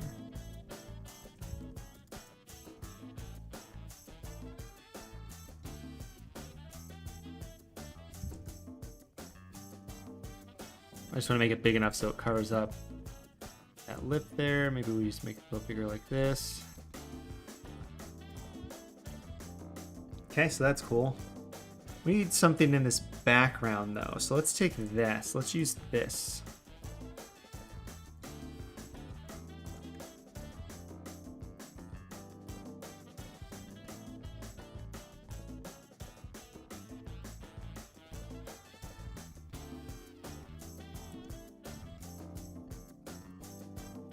So what I want to do is I want to just have a little bit more texture in the background here. So I'm going to have this set to just a little bit to darken up that area. So what I'm going to do now is I'm going to throw some stuff on top of this already. I'm going to use some of Ethan J designs, make it pops. That one's cool. Wow, it mutes the heck out of stuff. We're gonna cycle through these and see which each one of these do, what each one of these does, to see which one we might want to use.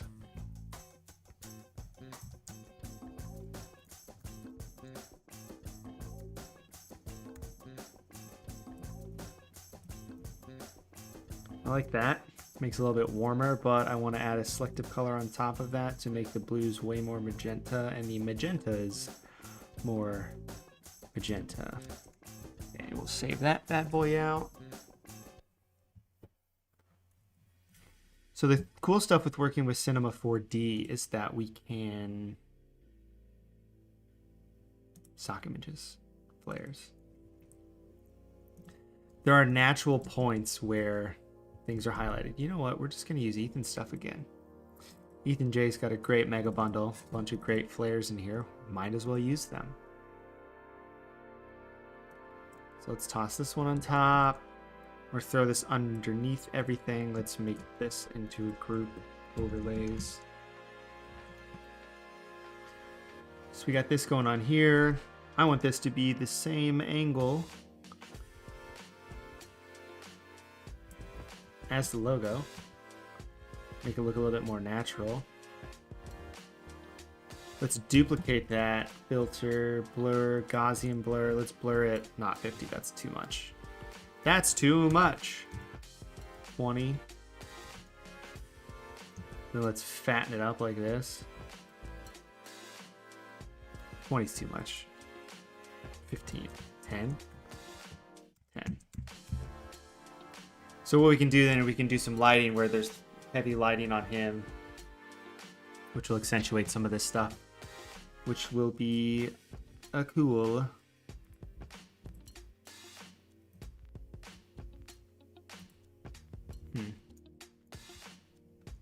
I bought everything from Ethan just because he's sort of the reason I got into design. Silhouette. I have no idea how to spell silhouette. Silhouettes. So I bought the mega bundle of everything.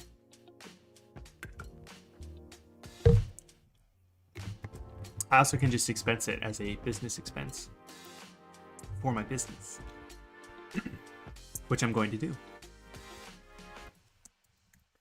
All right, let's add a little bit more.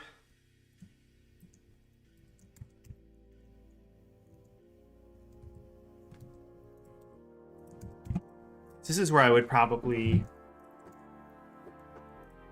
See, I'm in sort of a stuck area where I don't really know exactly what I want to do. So that's when I'll hop open Pinterest over here.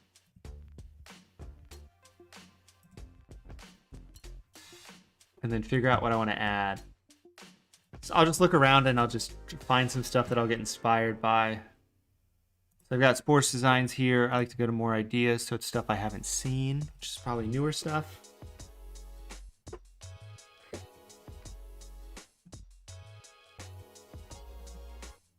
So what I'm looking for is sort of tiny detail background element stuff.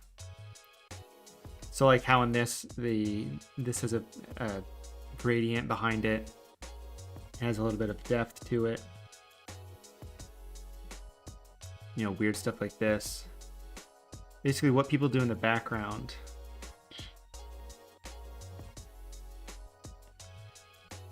They can incorporate some imagery of Los Angeles. You know, incorporate some patterns that they might have in their jerseys.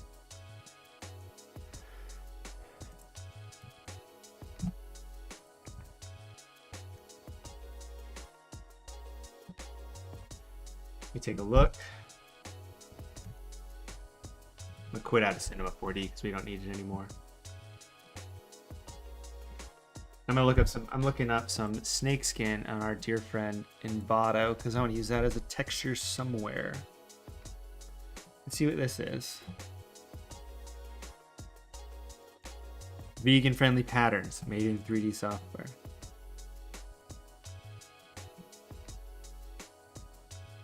Okay, let's download this and see what this does.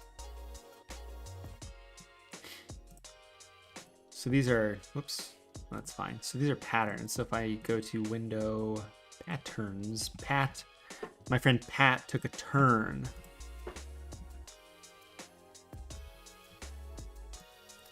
My friend Disray got some new specs.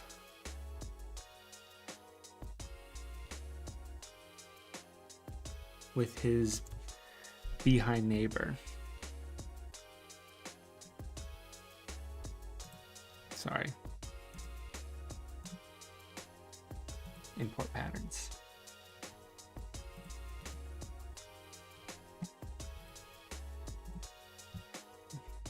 So I got Envato. Oh, good night, Ben from Nigeria. Awesome. Take a look tomorrow to see what we ended up with. Man, what is going on? There. I think Envato is worth the money based on access to 3D elements on it alone. It's definitely come in handy. Oh, they're all right here. This. Let's let's see what this looks like. So let's take this, set this to normal, go up here, don't overlay it. Let's give it a pattern.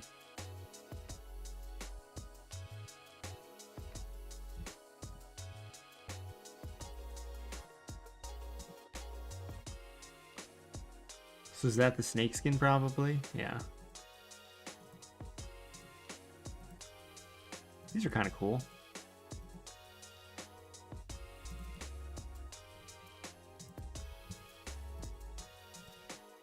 Little pattern fill. Maybe I pattern fill down here. Set this back down to 30% or something like that. Pattern fill. Very faint. Get rid of this, get rid of that. See what that looks like. Sure. Yeah, they have 3D stuff on there that you can use, and it's definitely worth the money. You just got to use it. That's the thing. You know, if you're paying for it, use it and use it to its abilities. Okay, let's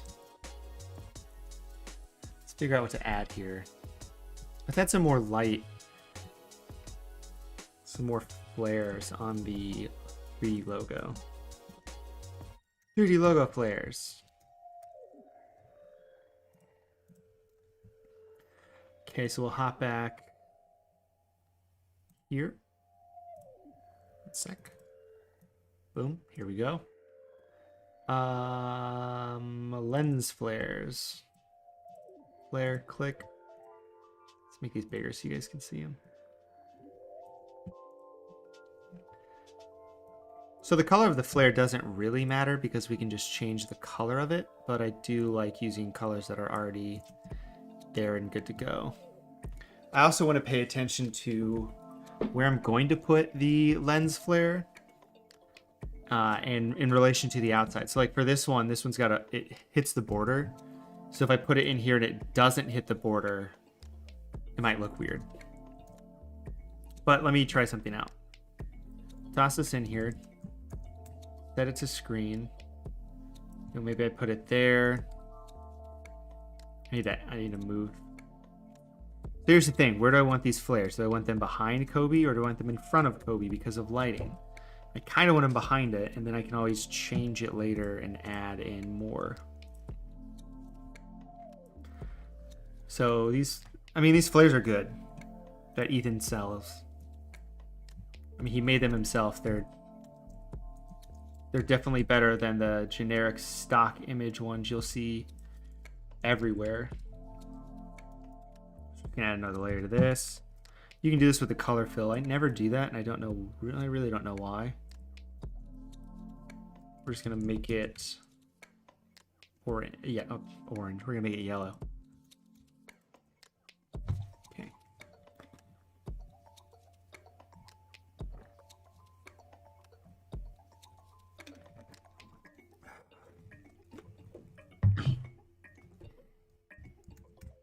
Okay, so we need to do some lighting on Kobe. So what we're going to do is we're going to ignore all of the stuff up here that is usually not up here. We're going to go to adjustments. And here's what we're going to do. So he's already dark if I get rid of this curves layer. So we're going to get rid of this curves layer. We're going to add a curves layer. We're going to focus on the highlights. We're going to tint the highlights a specific color. So the lens flares, Jimmy, that I'm using are part of Ethan J Designs pack. So he sells some assets on his website directly. So I think if you go to ethanjdesignshop.com or just find him on Twitter, you can go in there and purchase them, which is what I did. Okay, so what I'm going to do is we're going to add a little bit of a rim lighting. So we're going to select, modify, contract. Let's do 3 pixels, which you can't see, but it's fine. Mask that out, invert it. Zoom in here a little bit. Let's set it to 4.5. A good start. Let's then just tweak this a little bit so it doesn't affect anything 83. So we're gonna duplicate this, get rid of that. Oh, delete that. Invert. Get rid of everything. And we're gonna paint back in with a tiny little brush where we want anything to go. We're gonna do this very gently. So I like this way of doing the lighting, but I don't like how colorful it doesn't make things. This is a good way to add lighting back in and tweak the lighting, but it doesn't do the coloring like I like. So we're gonna fix that with a different layer to add some color in instead of just adding in this light. We want to add the light in, but we also want to add color in as well.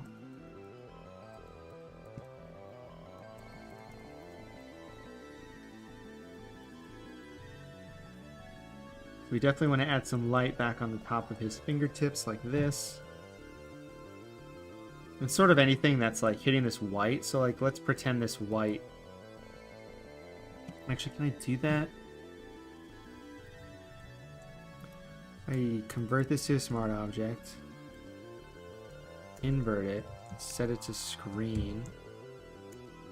Don't invert it. Filter, Gaussian blur. Pen. I would need that to go over this. Just talking to myself real quick.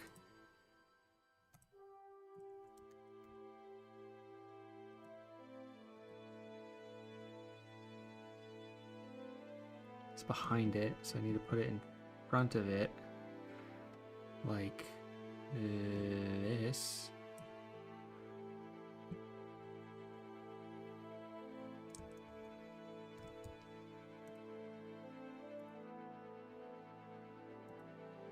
Invert this layer mask.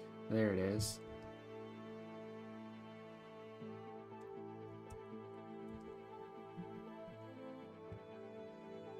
So I'm doing some real intense thinking here, trying to figure out what I'm doing.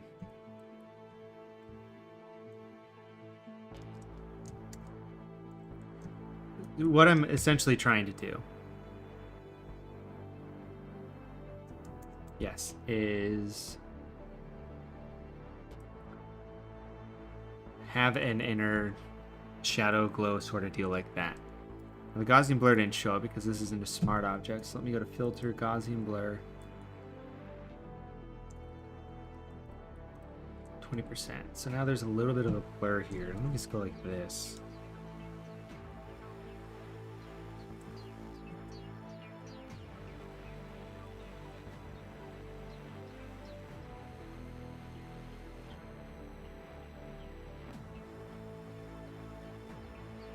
And just hit some of these areas with some white.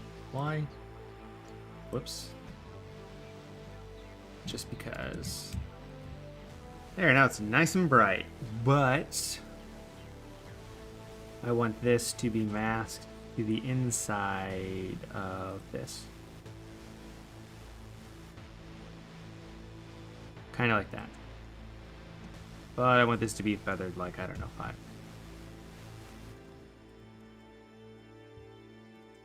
And actually, I want this select to modify. I want to expand the selection 2 inches, so 2 pixels, so it goes on the outside of that. And let's get rid of that feather there. That's what I wanted to do. We did it. All right. Let's go back to coloring.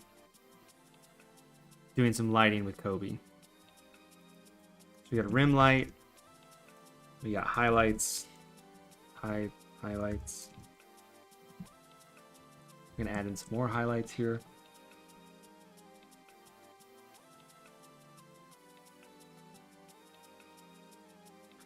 You see, no, this is a good brush. Okay, good.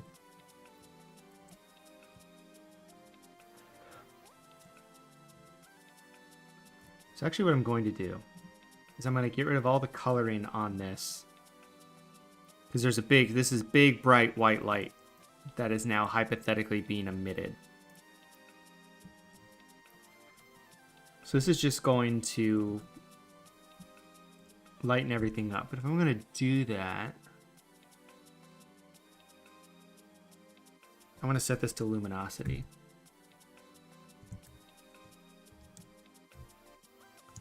I think that's gonna look how I want it. Okay. So now I can hit these big areas here, and we can set this to be a little bit more intense.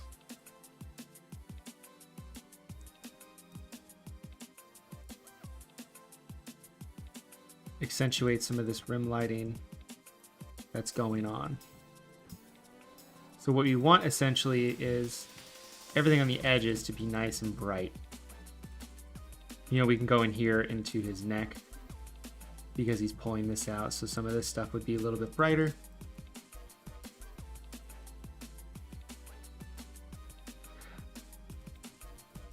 The little details I'm adding here are going to look better than having none of them at all, so I'm adding it. Let me fix this rim light so it doesn't have any color added to it.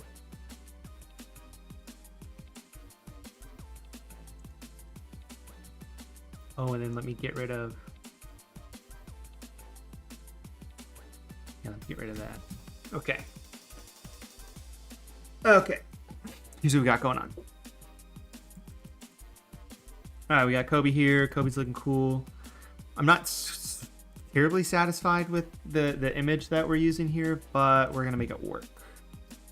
And hopefully we're gonna make it work with adding in these highlights. This also just reminds me of the little black kid who's like singing meme where he's that Avery Owens posts all the time. He's just singing. He's just ready to rock and he's singing. What this reminds me of. Yeah. He's just shouting his favorite song. All right, need to fix something in here. Hey, Zoom. Thank you. There's just a little part that is not as black and white as it should be.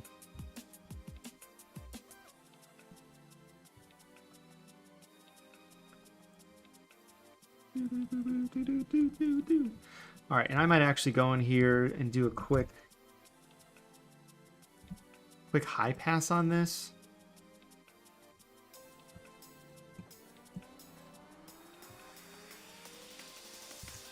Just to see what it looks like. Filter, other, high pass. 15. No, I want like 4. Sure. Soft light. Is that how we do that? Yeah, that's how we do that.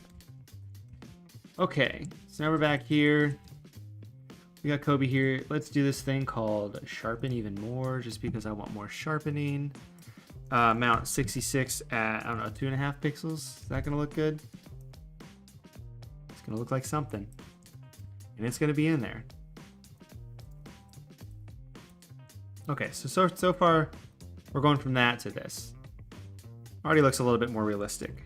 Now, what we should do, we should get all these intricate details in his jersey.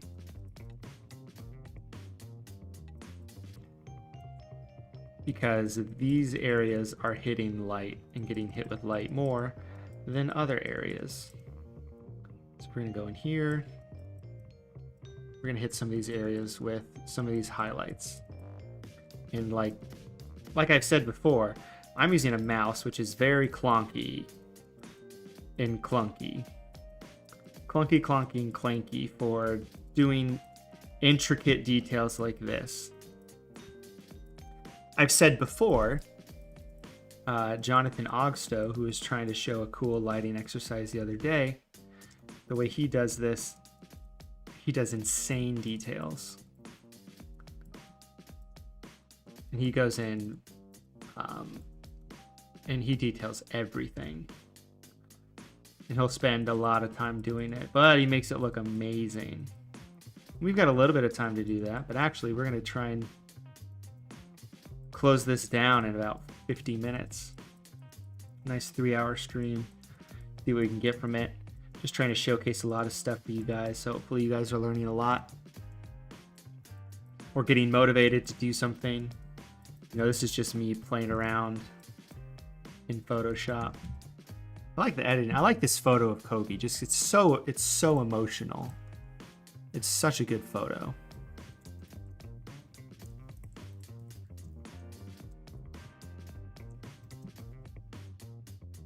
Oh man. Okay. Just set to luminosity. Thank you. I kept hitting the hotkeys for luminosity, and it was like, nah, dog, I ain't about that. I ain't about that life. I'm not gonna do what you want at all. Okay, so now we're gonna throw some shadows in here. Oh, it's not letting me. There we go. Okay, so we got a normal brush that's white, which is good because we want to paint back in.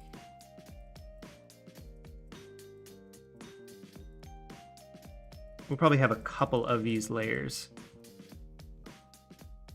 Or I can just darken things a lot more.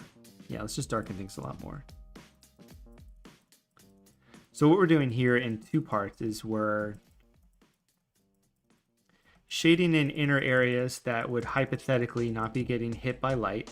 Like shading in here that's sort of being shadowed by his arms and stuff. So like the inside of his arm here would have not a lot of light, so we're going to darken up that a lot. Which is just going to accentuate the highlights. So all over here, you know, a lot of this. And as you can see, I'm dulling a lot of this, so we might actually go into this. And we might boost up the color to make it look how it's supposed to look. Blue. Drop. Hello, brother. Yeah, once I get this done, we can print it out. Get you a nice big one for the basement. Hello, you're back. You didn't miss much. We're just coloring in some stuff. We're making stuff darker and making stuff lighter. But it's all about the process. Alex, I will actually print one of these out for you. And before anyone asks, I print some stuff out every once in a while. I just go to Costco because it's super cheap. I think I might be able to get it cheaper if I go to FedEx. I saw one of them, their TikToks about someone going to FedEx, I think, and costing them like 98 cents for a poster or something like that. Yeah, man. RB, I've been using curves a lot more since I watched Pix and Perfect's video on how to do reverse curves, which is what we're doing here. And I need to bump this up. PSPT61, are you telling me that that's how much they cost? At whatever I just said, FedEx? Is that indeed a thing? See, look at that. That looks cool. Get rid of all of it. Normal. Awesome. Cool, cool, cool, cool. OD Design. Just want to say you're a sick designer. I've learned a lot from you for my own design. Wonderful. That's why I make these videos. Friend started designing. He wants to know where he can sell his designs or sites. You know, where to post his designs for people to see besides Instagram. Well, first off, probably can't really sell them. Gonna put that out there. Like I can't. This is cool. I can't sell this because I don't own the rights to these images,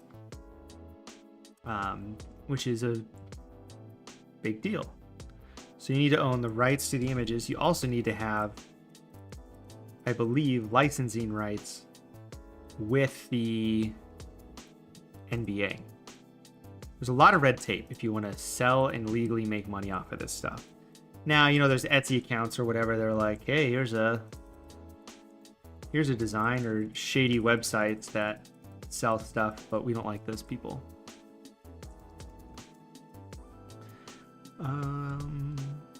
Which is why I don't sell any of these, designs. Let's take a look. Let me take a look. Costco. Print. Costco Photo Center. Let me sign in. Oh, they're pretty cheap. Like, theoretically, if you look and buy a poster at like a store, it's stupid cheap.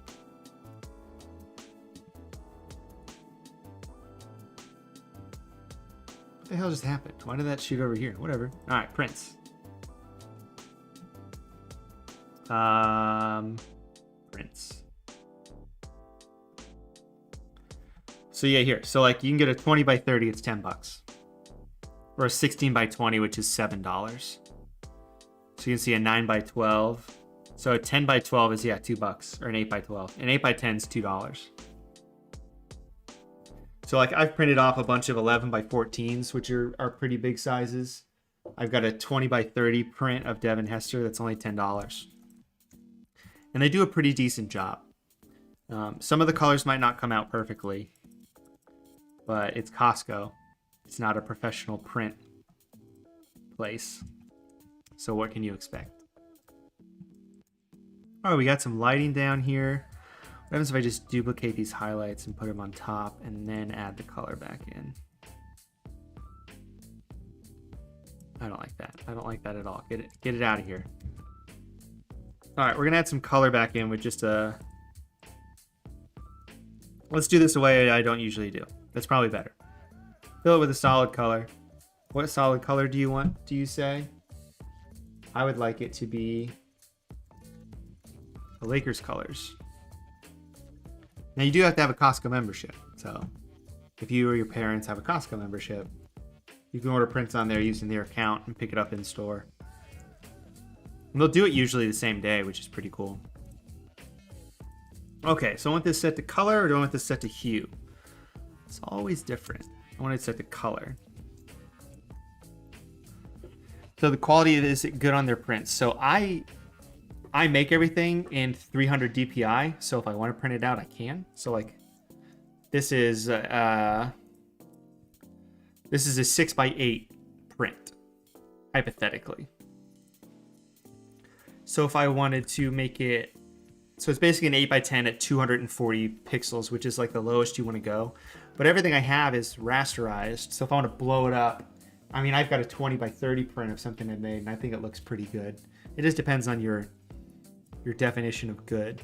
If your design is good and ready for it, then it should be no problem. Okay, let's add some yellow into his face here, but I don't want it to hit dark spots. Jonathan Oxo goes up to 100. I'll go up to 100 just because. What are we doing? Okay. Oh, I was up there. I was getting error dings in my headphones.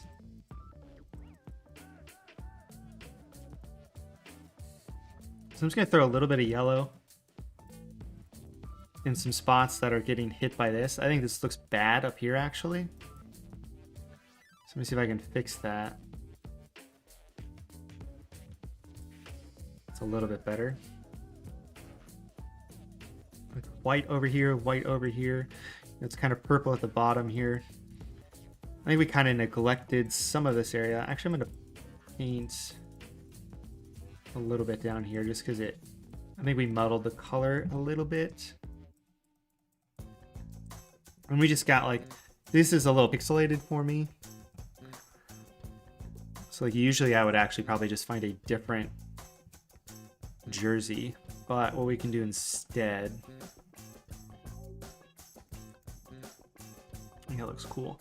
So we've got Kobe, we've got his logo coming out of this, but we need to add more depth. What happens if I get rid of this, actually?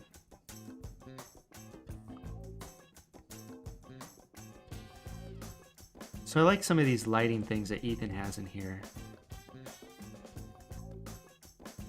But I think I might want to leave them alone for certain things. Let me explain. Let me just get rid of that.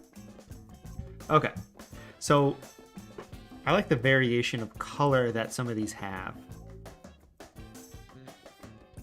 Some of these light leaks.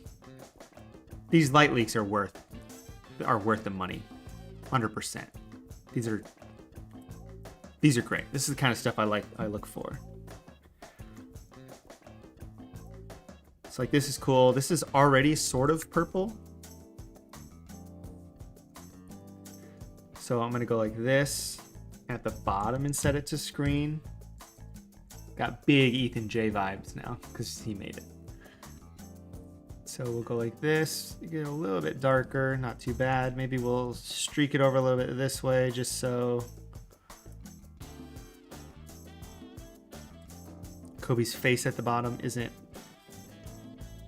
covered up as much. Let me save that here. Do something real quick. You guys are watching.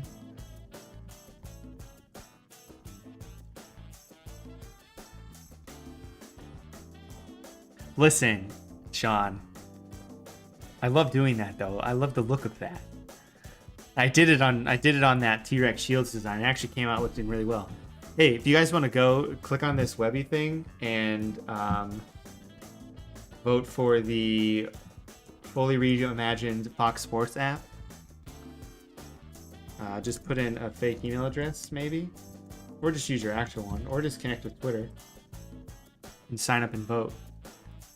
Authorize the app, and then vote for the Fox Sports app.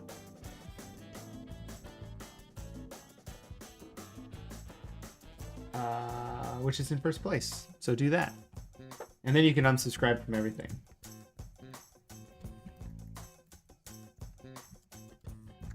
As you can see, I just told my whole stream to vote. All right, cool. I like what we got going on. It's not where I want it to be. There's a lot of stuff that I want this to be. I want it to just be better, you know? Because there's a lot of blank spots, you know, and there's a lot of stuff we can do here to make it better. I'm just trying to think of what. I'm gonna save again, even though we just saved. Yeah, Kobe down there. Okay, so I'm gonna convert this to a new smart object via copy. I'm gonna delete this layer mask. I'm gonna save and go back and just set this to like overlay. Yeah, let's set this to overlay at like screen. Soft light. Soft light's nice. Let's do that. But I need this to be behind Big Kobe front. I need this to actually be behind a lot of this.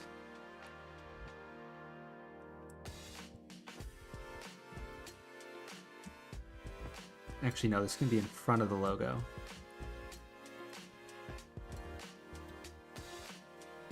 But I want to get this layer to be nothing and just show the highlights. Did that do anything? Yeah, very, very faint texture. Okay, that's what I wanted. Where's the best place to learn how to use Cinema 4D? Either YouTube or Grayscale Gorilla is good. If you go to their website, they've got a bunch of their basic, very basic tutorials. Some of them, you know, they're not sexy. Some of them are kind of, they're not, you know, they're not boring. They're boring because they're showing you basic tools, but that you need to know to learn how to use the tool. Okay. So we got some cool stuff. I think what we need is another photo of Kobe. I think that's what we need.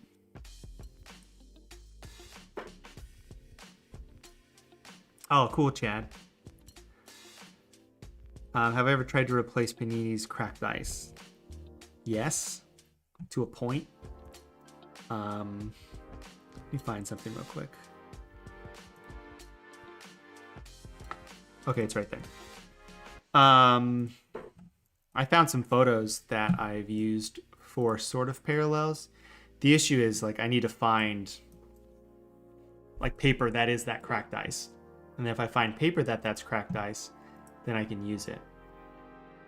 I've used some other stuff that I can make look sort of like cool looking parallels in silver and stuff like that, but not cracked ice specifically. So I'm looking for all these Kobe photos.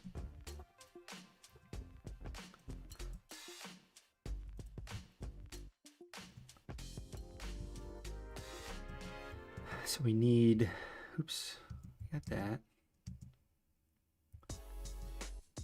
So we've got this area in front of Kobe that I want to put something there.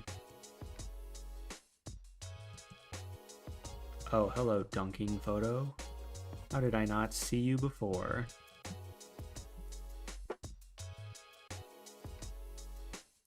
Drag down. Yep. Yep. Does he like it? Yes, he does. Okay. So we are going to quickly select this subject. We got 30 minutes left of the super awesome, fast, awesome mega stream. Which I guarantee someone's going to be like, why weren't you streaming at 7 o'clock?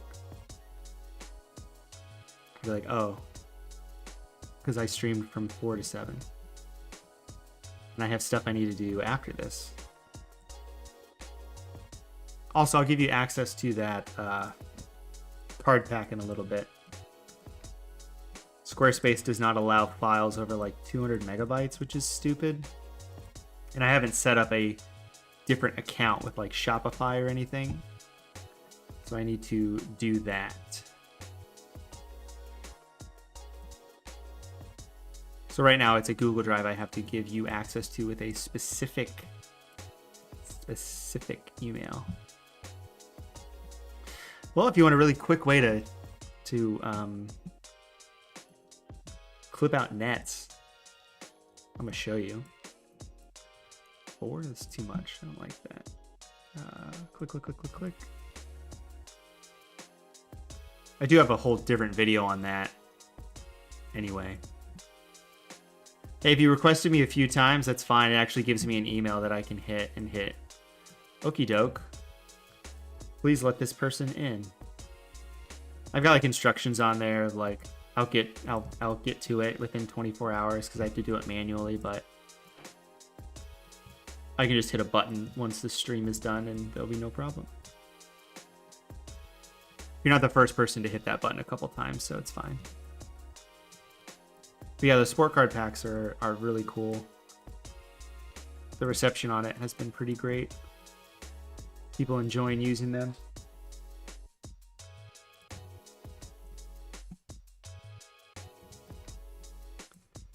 Okay. We're clipping out this photo of him dunking because we need, really because anything I make is big guy, little guy. It's just how I work.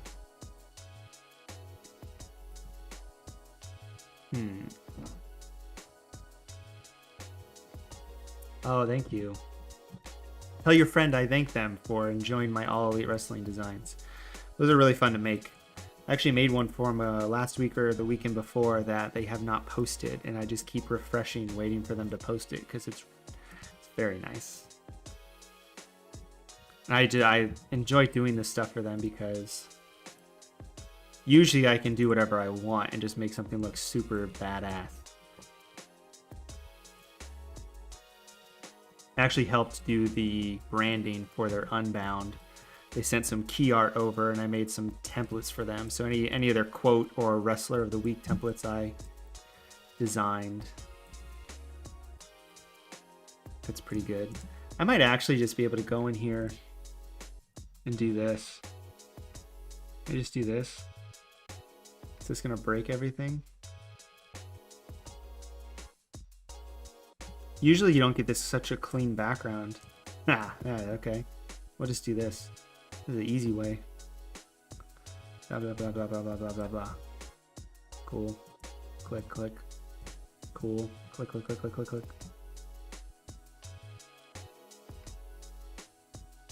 Boom. Okay, so we're gonna save this as CD Kobe Dunking.pst doinking. Let's replace contents. Kobe Dunking.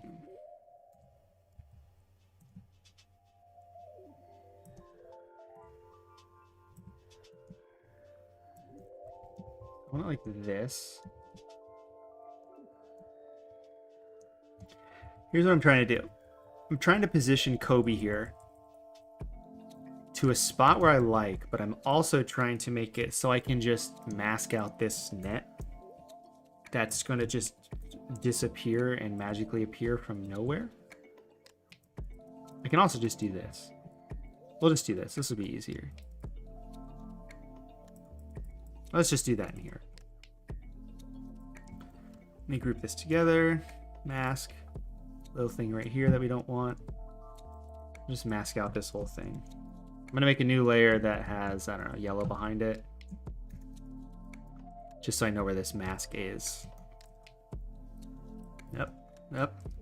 What are we doing? What are we doing here? Come on. Here we go. I hope you guys have enjoyed this marathon of a stream so far. Just sitting watching me design for 3 hours, 2.5 hours. I'm enjoying myself, so. All right, let's make a new layer, mask it to that. We're gonna use the stamp tool.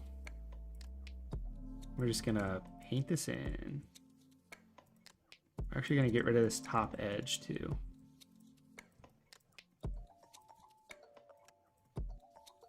I hope you enjoy this repeated music over and over and over again. It's like 30 minutes of the same, and then it resets.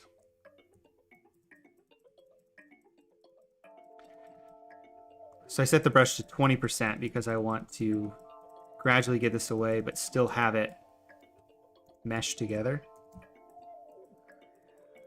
I'm just gonna get rid of this edge here. So I want the light and darkness here to still be the same. So I'm going to lower the opacity a little bit, and it's going to allow me to blend it in easier. Because, I mean, this is an elbow, so people know what an elbow is supposed to look like. So they're going to be like, why has he got this real dark spot on his elbow? That doesn't belong there. Or his elbow would be a dark spot. I'm really just trying to blend this in. I'm kind of rushing it. That actually doesn't look too bad there. This is where his muscle would be. Muscle, muscle, muscle, muscle, muscle. I'm going to set this to a little bit more of a hardness. So I can kind of draw in that line where his arm would be. Kind of like this. And boom. Oh, I need to get rid of this still. Set this to 40%. Go like this. There. Good enough. There. Now his elbow doesn't exist. I'm going to hit some of the same editing techniques on that. We're going to create a clipping mask here. We're going to go into the camera raw for this, and we're going to tone it down just a little bit. 25, negative 25, 25. That's fine, that's fine, that's fine, 25. Okay. Now it's like that. Now the thing is, though, this Kobe in the background looks super dark now. So let's boost that back up. So I'm just going to go to adjustments. I'm going to go to curves. I'm just going to go like that. Sure. Save. So this yellow here does not look the same. These yellows don't look the same, so I'm going to go to the yellows here. Oops, I'm going to boost the magentas a little bit. Dumb down the cyan a little bit. Actually, let's do that down here too. I think the yellow's a little too faint. I want to do this on the initial layer. So We get 0, 0. Let's just boost the yellows, take down the cyans, save, go back here. Cool. And this Kobe we can put dunking wherever because we fixed his elbow now. So we can just put this here. And now I want to put something here. Do I want him in front of his name now? Do I want to make him teeny tiny?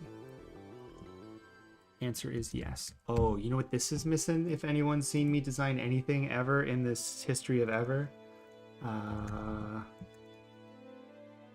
is we need an autograph on here. We need his signature on here somewhere. Kobe Auto. Do you guys have a good way of finding signatures online? Good ones?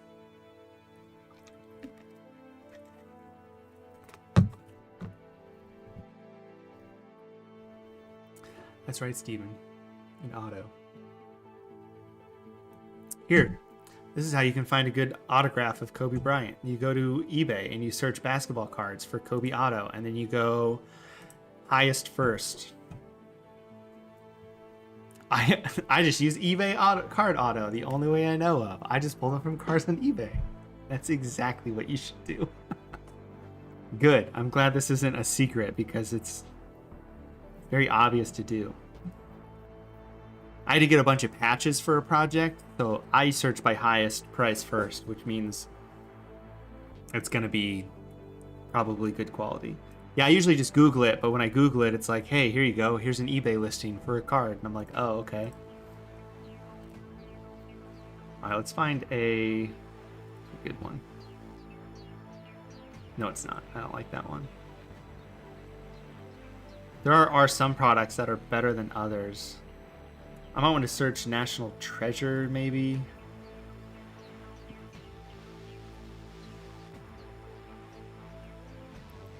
Cornerstones, it's good. It's a good one. Let's use this. See, I don't even, like, is that what Kobe's signature looks like, you know? You really get to know quickly what their signature looks like. These vary so much. Here we go. I'm going to do this flawless card. Yeah, if you're searching for jersey patches, definitely search for most expensive because it's going to be a 1 of 1 or of a 3. It's going to look a lot better. So we'll just throw this Kobe card on here. We'll invert it. We'll put it right here like this. We'll give it a selective color layer for no reason. Delete. Go on here. We'll tweak the gradient map a hot sec. Whoops. Don't do that. Drag the black over. Give it some nice contrast. Get rid of it. Paint back in where it was. Come on. Paint. What are you doing?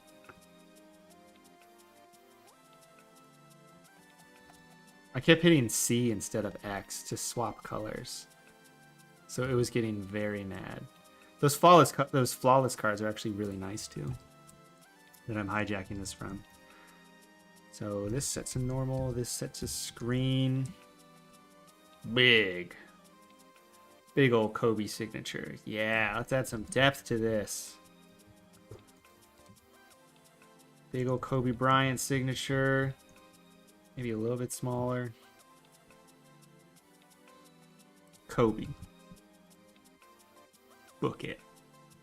What happens if I go like this and then do one of these? Except I'm going to do it with this color, which isn't that. It's too green. What if I set that to multiply? Hey, look at that. Perfect. Except not really.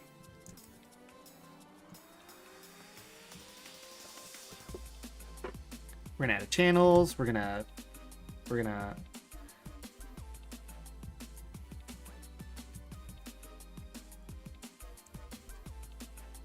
What is happening? Am I going crazy? Convert to smart object. Copy. Channels. Click. Paste. Paste. a little blurry, so I'm gonna take a white brush set to overlay. Ooh, black brush. Black brush. The arsonist had oddly shaped feet.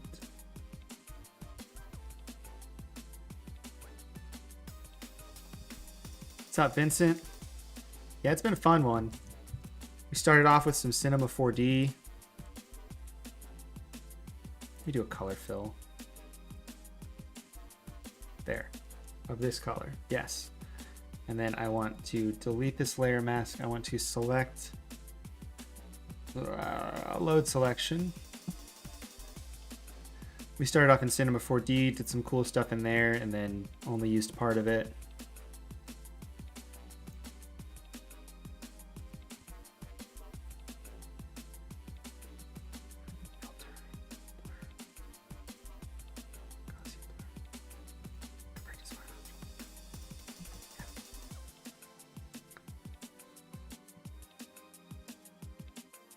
Gonna make a signature glow instead. I think it just looks cooler. Ooh. Ooh. This is cool. Overall pretty decent. I'm gonna make Big Kobe in the front bigger.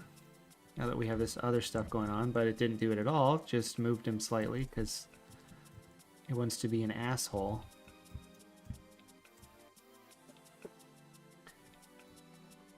So I would like to take this guy here.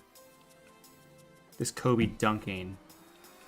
I'm going to convert this to a smart object. And I would like to do a little bit of lighting on him. So we're going to do that because we got a little bit of time. So we're going to do -0.5. I'm going to darken him up a little bit. Take the curves. Boost that bad boy up. We're going to go into the blend if and make it 102. Go here, go here, go here, delete the layer mask, select this, select, modify, contract, 2 pixels, mask, invert said mask, feather 4.5 pixels, which doesn't exist because you can't have half a pixel technically. We're gonna duplicate this, we're gonna get rid of all, we're gonna duplicate this, we're gonna do this slow.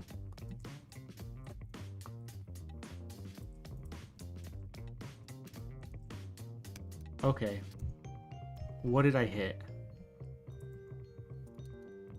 I hit something where this is just betraying me. Whatever, delete layer mask, invert.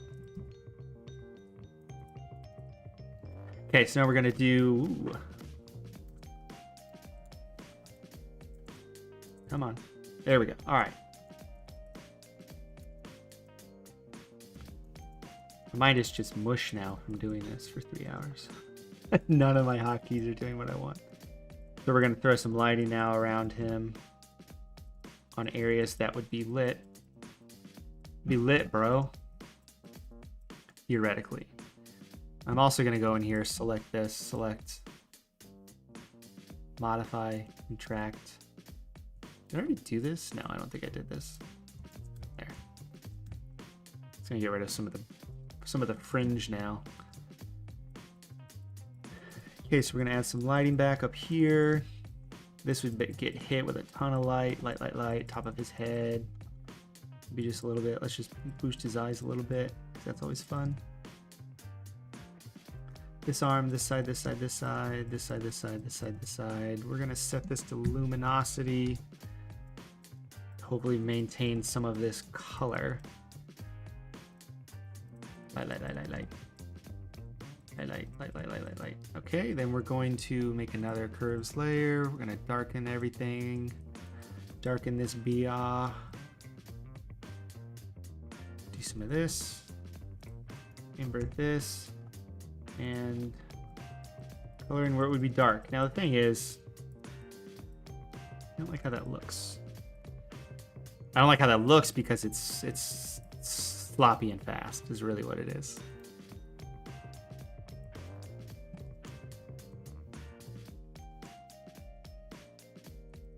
But we can just do this gradually, just real briefly.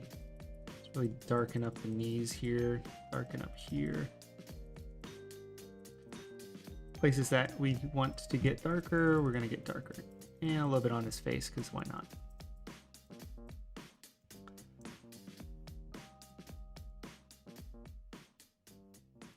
And we're gonna set that layer to 80% because I think that's what it should look like. Small Kobe. Okay, let's add some finishing touches on this graphic. And drop Kobe down just a little bit here.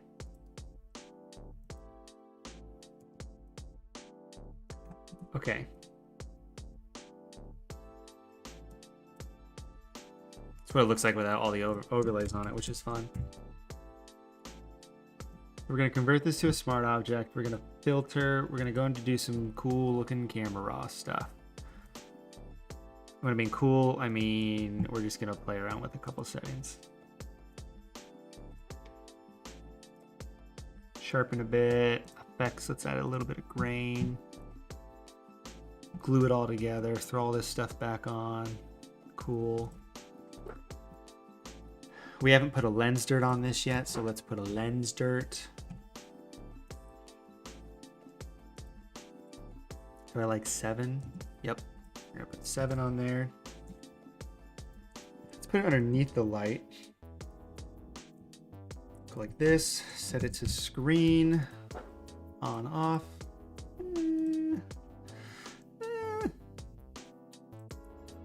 Tweak it just a little bit. That sounds good.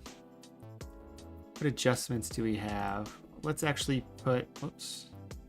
Let's put the old staple on this, set to 5, that's nice.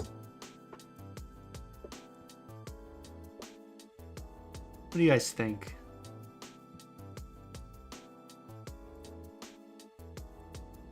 What do you think this needs?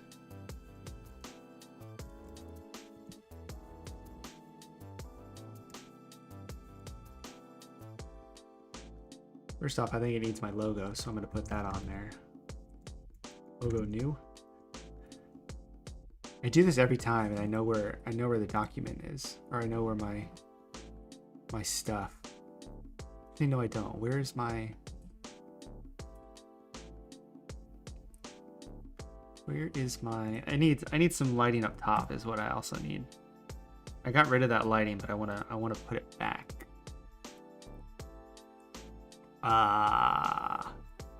Let me use some of my own stock images for this, actually. I have some lens overlays that I have found. There's a couple I like a lot.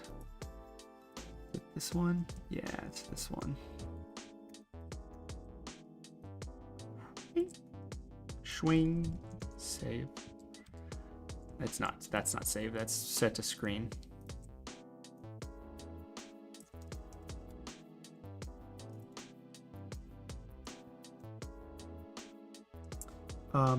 I want to blur this very slightly.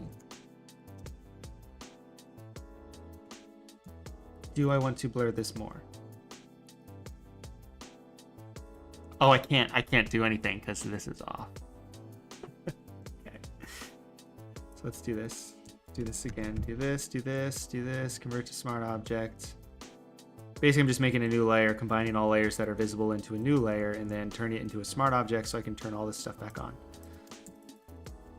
Like this. Okay, we added a little bit of light like that. Let's go back to the Ethan J, which is just in my downloads folder still for fun reasons. Light effects, light leaks. Let's find the good ones again.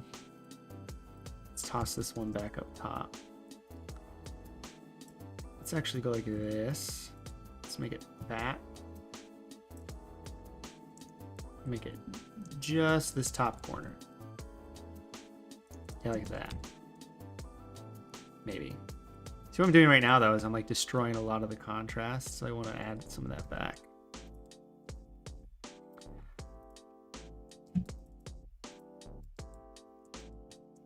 Cool. Don't like what it's doing there. See if I can fix that. There, it's better.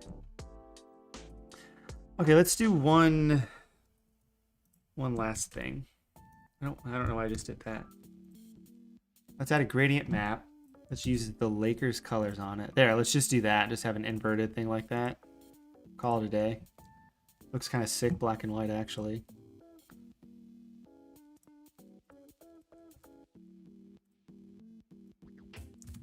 We're gonna add the Lakers colors like that. Go like this with a gradient map. Like, ah, look how cool that looks. Soft light and 2%, 20%. And that's just gonna give everything a little bit of the sense of the same tone. Okay, now let me find my logo. Actually, I think we can steal it. Something we made recently. Nope. Oh, let's search PSB file. That's actually a better idea. Searching. Nope. Let's open up Hornets graphic dope fire.psb. See if we can steal my logo from there. I think I threw it on there somewhere. But we are winding down. The 7 o'clock mark is coming up close, which is when we're going to end this. Copy, paste, invert.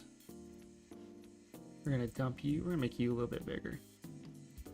I want to thank you guys for joining me in this super cool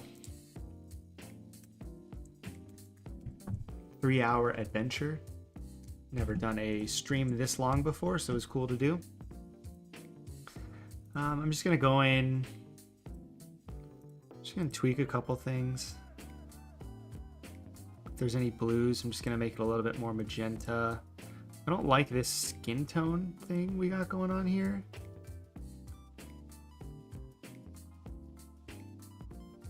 So let me see if I can fix that a little bit. Yeah, there we go. That's better. Oh, nice. So we got some aspects. We got guy in front. We got some depth. So these are on the same level, though. I might want to change that. So you can see that these are on the same level as this. So I might actually, take this signature and put it in front of this Kobe. Kind of like that.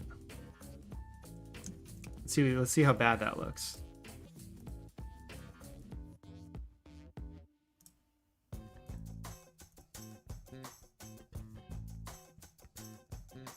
Hold on. There we go. I didn't give it time to actually do what I wanted, so it was just a layer with nothing on it.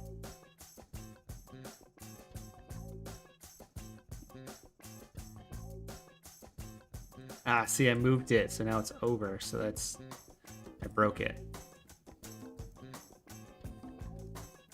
I gotta put it back over to the side. Just a little bit over to the side, like that. Okay.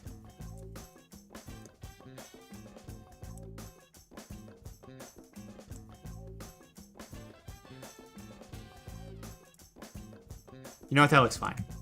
I'm not gonna mess with it. It's adequate.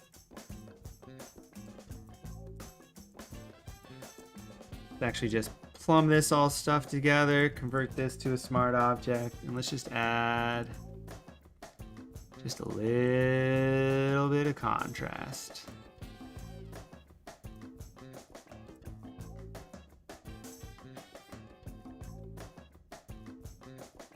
Nope.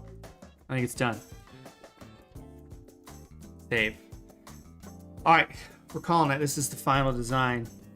I'm going to export it and post it to the Instagram. There, exporting. How long does one design usually take to complete? It depends on what's needed. You know, I'm making this myself. You know, we just spent 3 hours making this design. I think usually 2 to 5 hours if I'm just messing around. you guys have seen me make something on stream in an hour and a half. So this was double that time, which was fun to do. Just I would to spend more time doing other things, working a little bit in Cinema 4D and showing you a little bit further of a process, and doing it for Kobe because it's Kobe. So, you guys have any final questions? While I, you know what, heck, while I post this on Twitter with all of you guys watching. Let's find our design. Kobe stream design. Woo! Exclamation mark. Already up. Can't believe 3 hours are already up for my stream. That doesn't make any sense.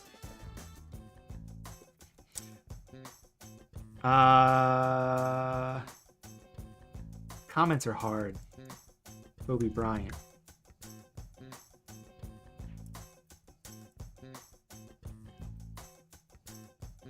Enter. My extended stream today.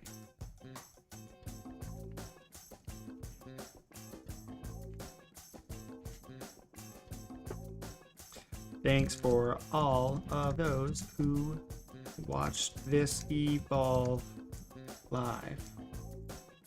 Hashtag Kobe. Hashtag Black Mamba. Hashtag sports design. Hashtag Lakers. I think that's good. Yeah, I'll just make it Black Mamba. Kobe Bryant. Having an X in there is always fun. Let's tag some people. Lakers. Yup. Tagged. Kobe. Probably can't tag Kobe. You can. Look at that. Let's tag Nike. Am I right, guys? I think the Lake Show is a thing. Yep.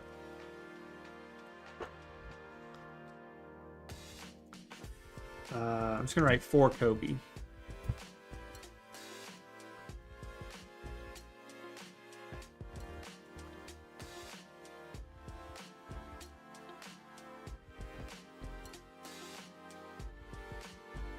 Black Mamba, good.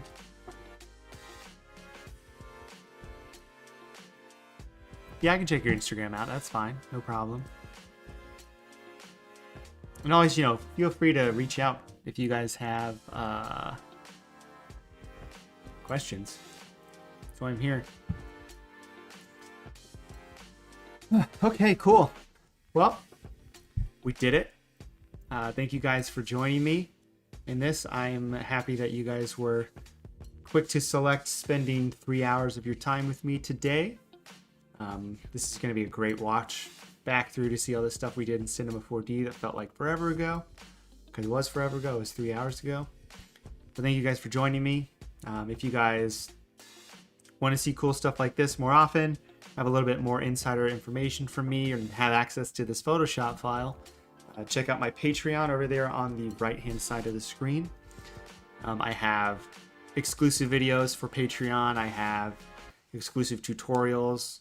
I give them early access. I show them stuff I'm working on that I don't share usually with the public. They get a discount to my store. And one tier has access to all of the PSD files for my breakdowns and my live streams. So if you are interested in that, take a look at my Patreon. As always, make sure to like and subscribe. I'm working on putting out new videos more and more, but I'm also focusing on making these awesome live streams for you guys as well. So with that, you guys all have a great Tuesday night. I'm going to hit the go button on this. Let's tweet this out.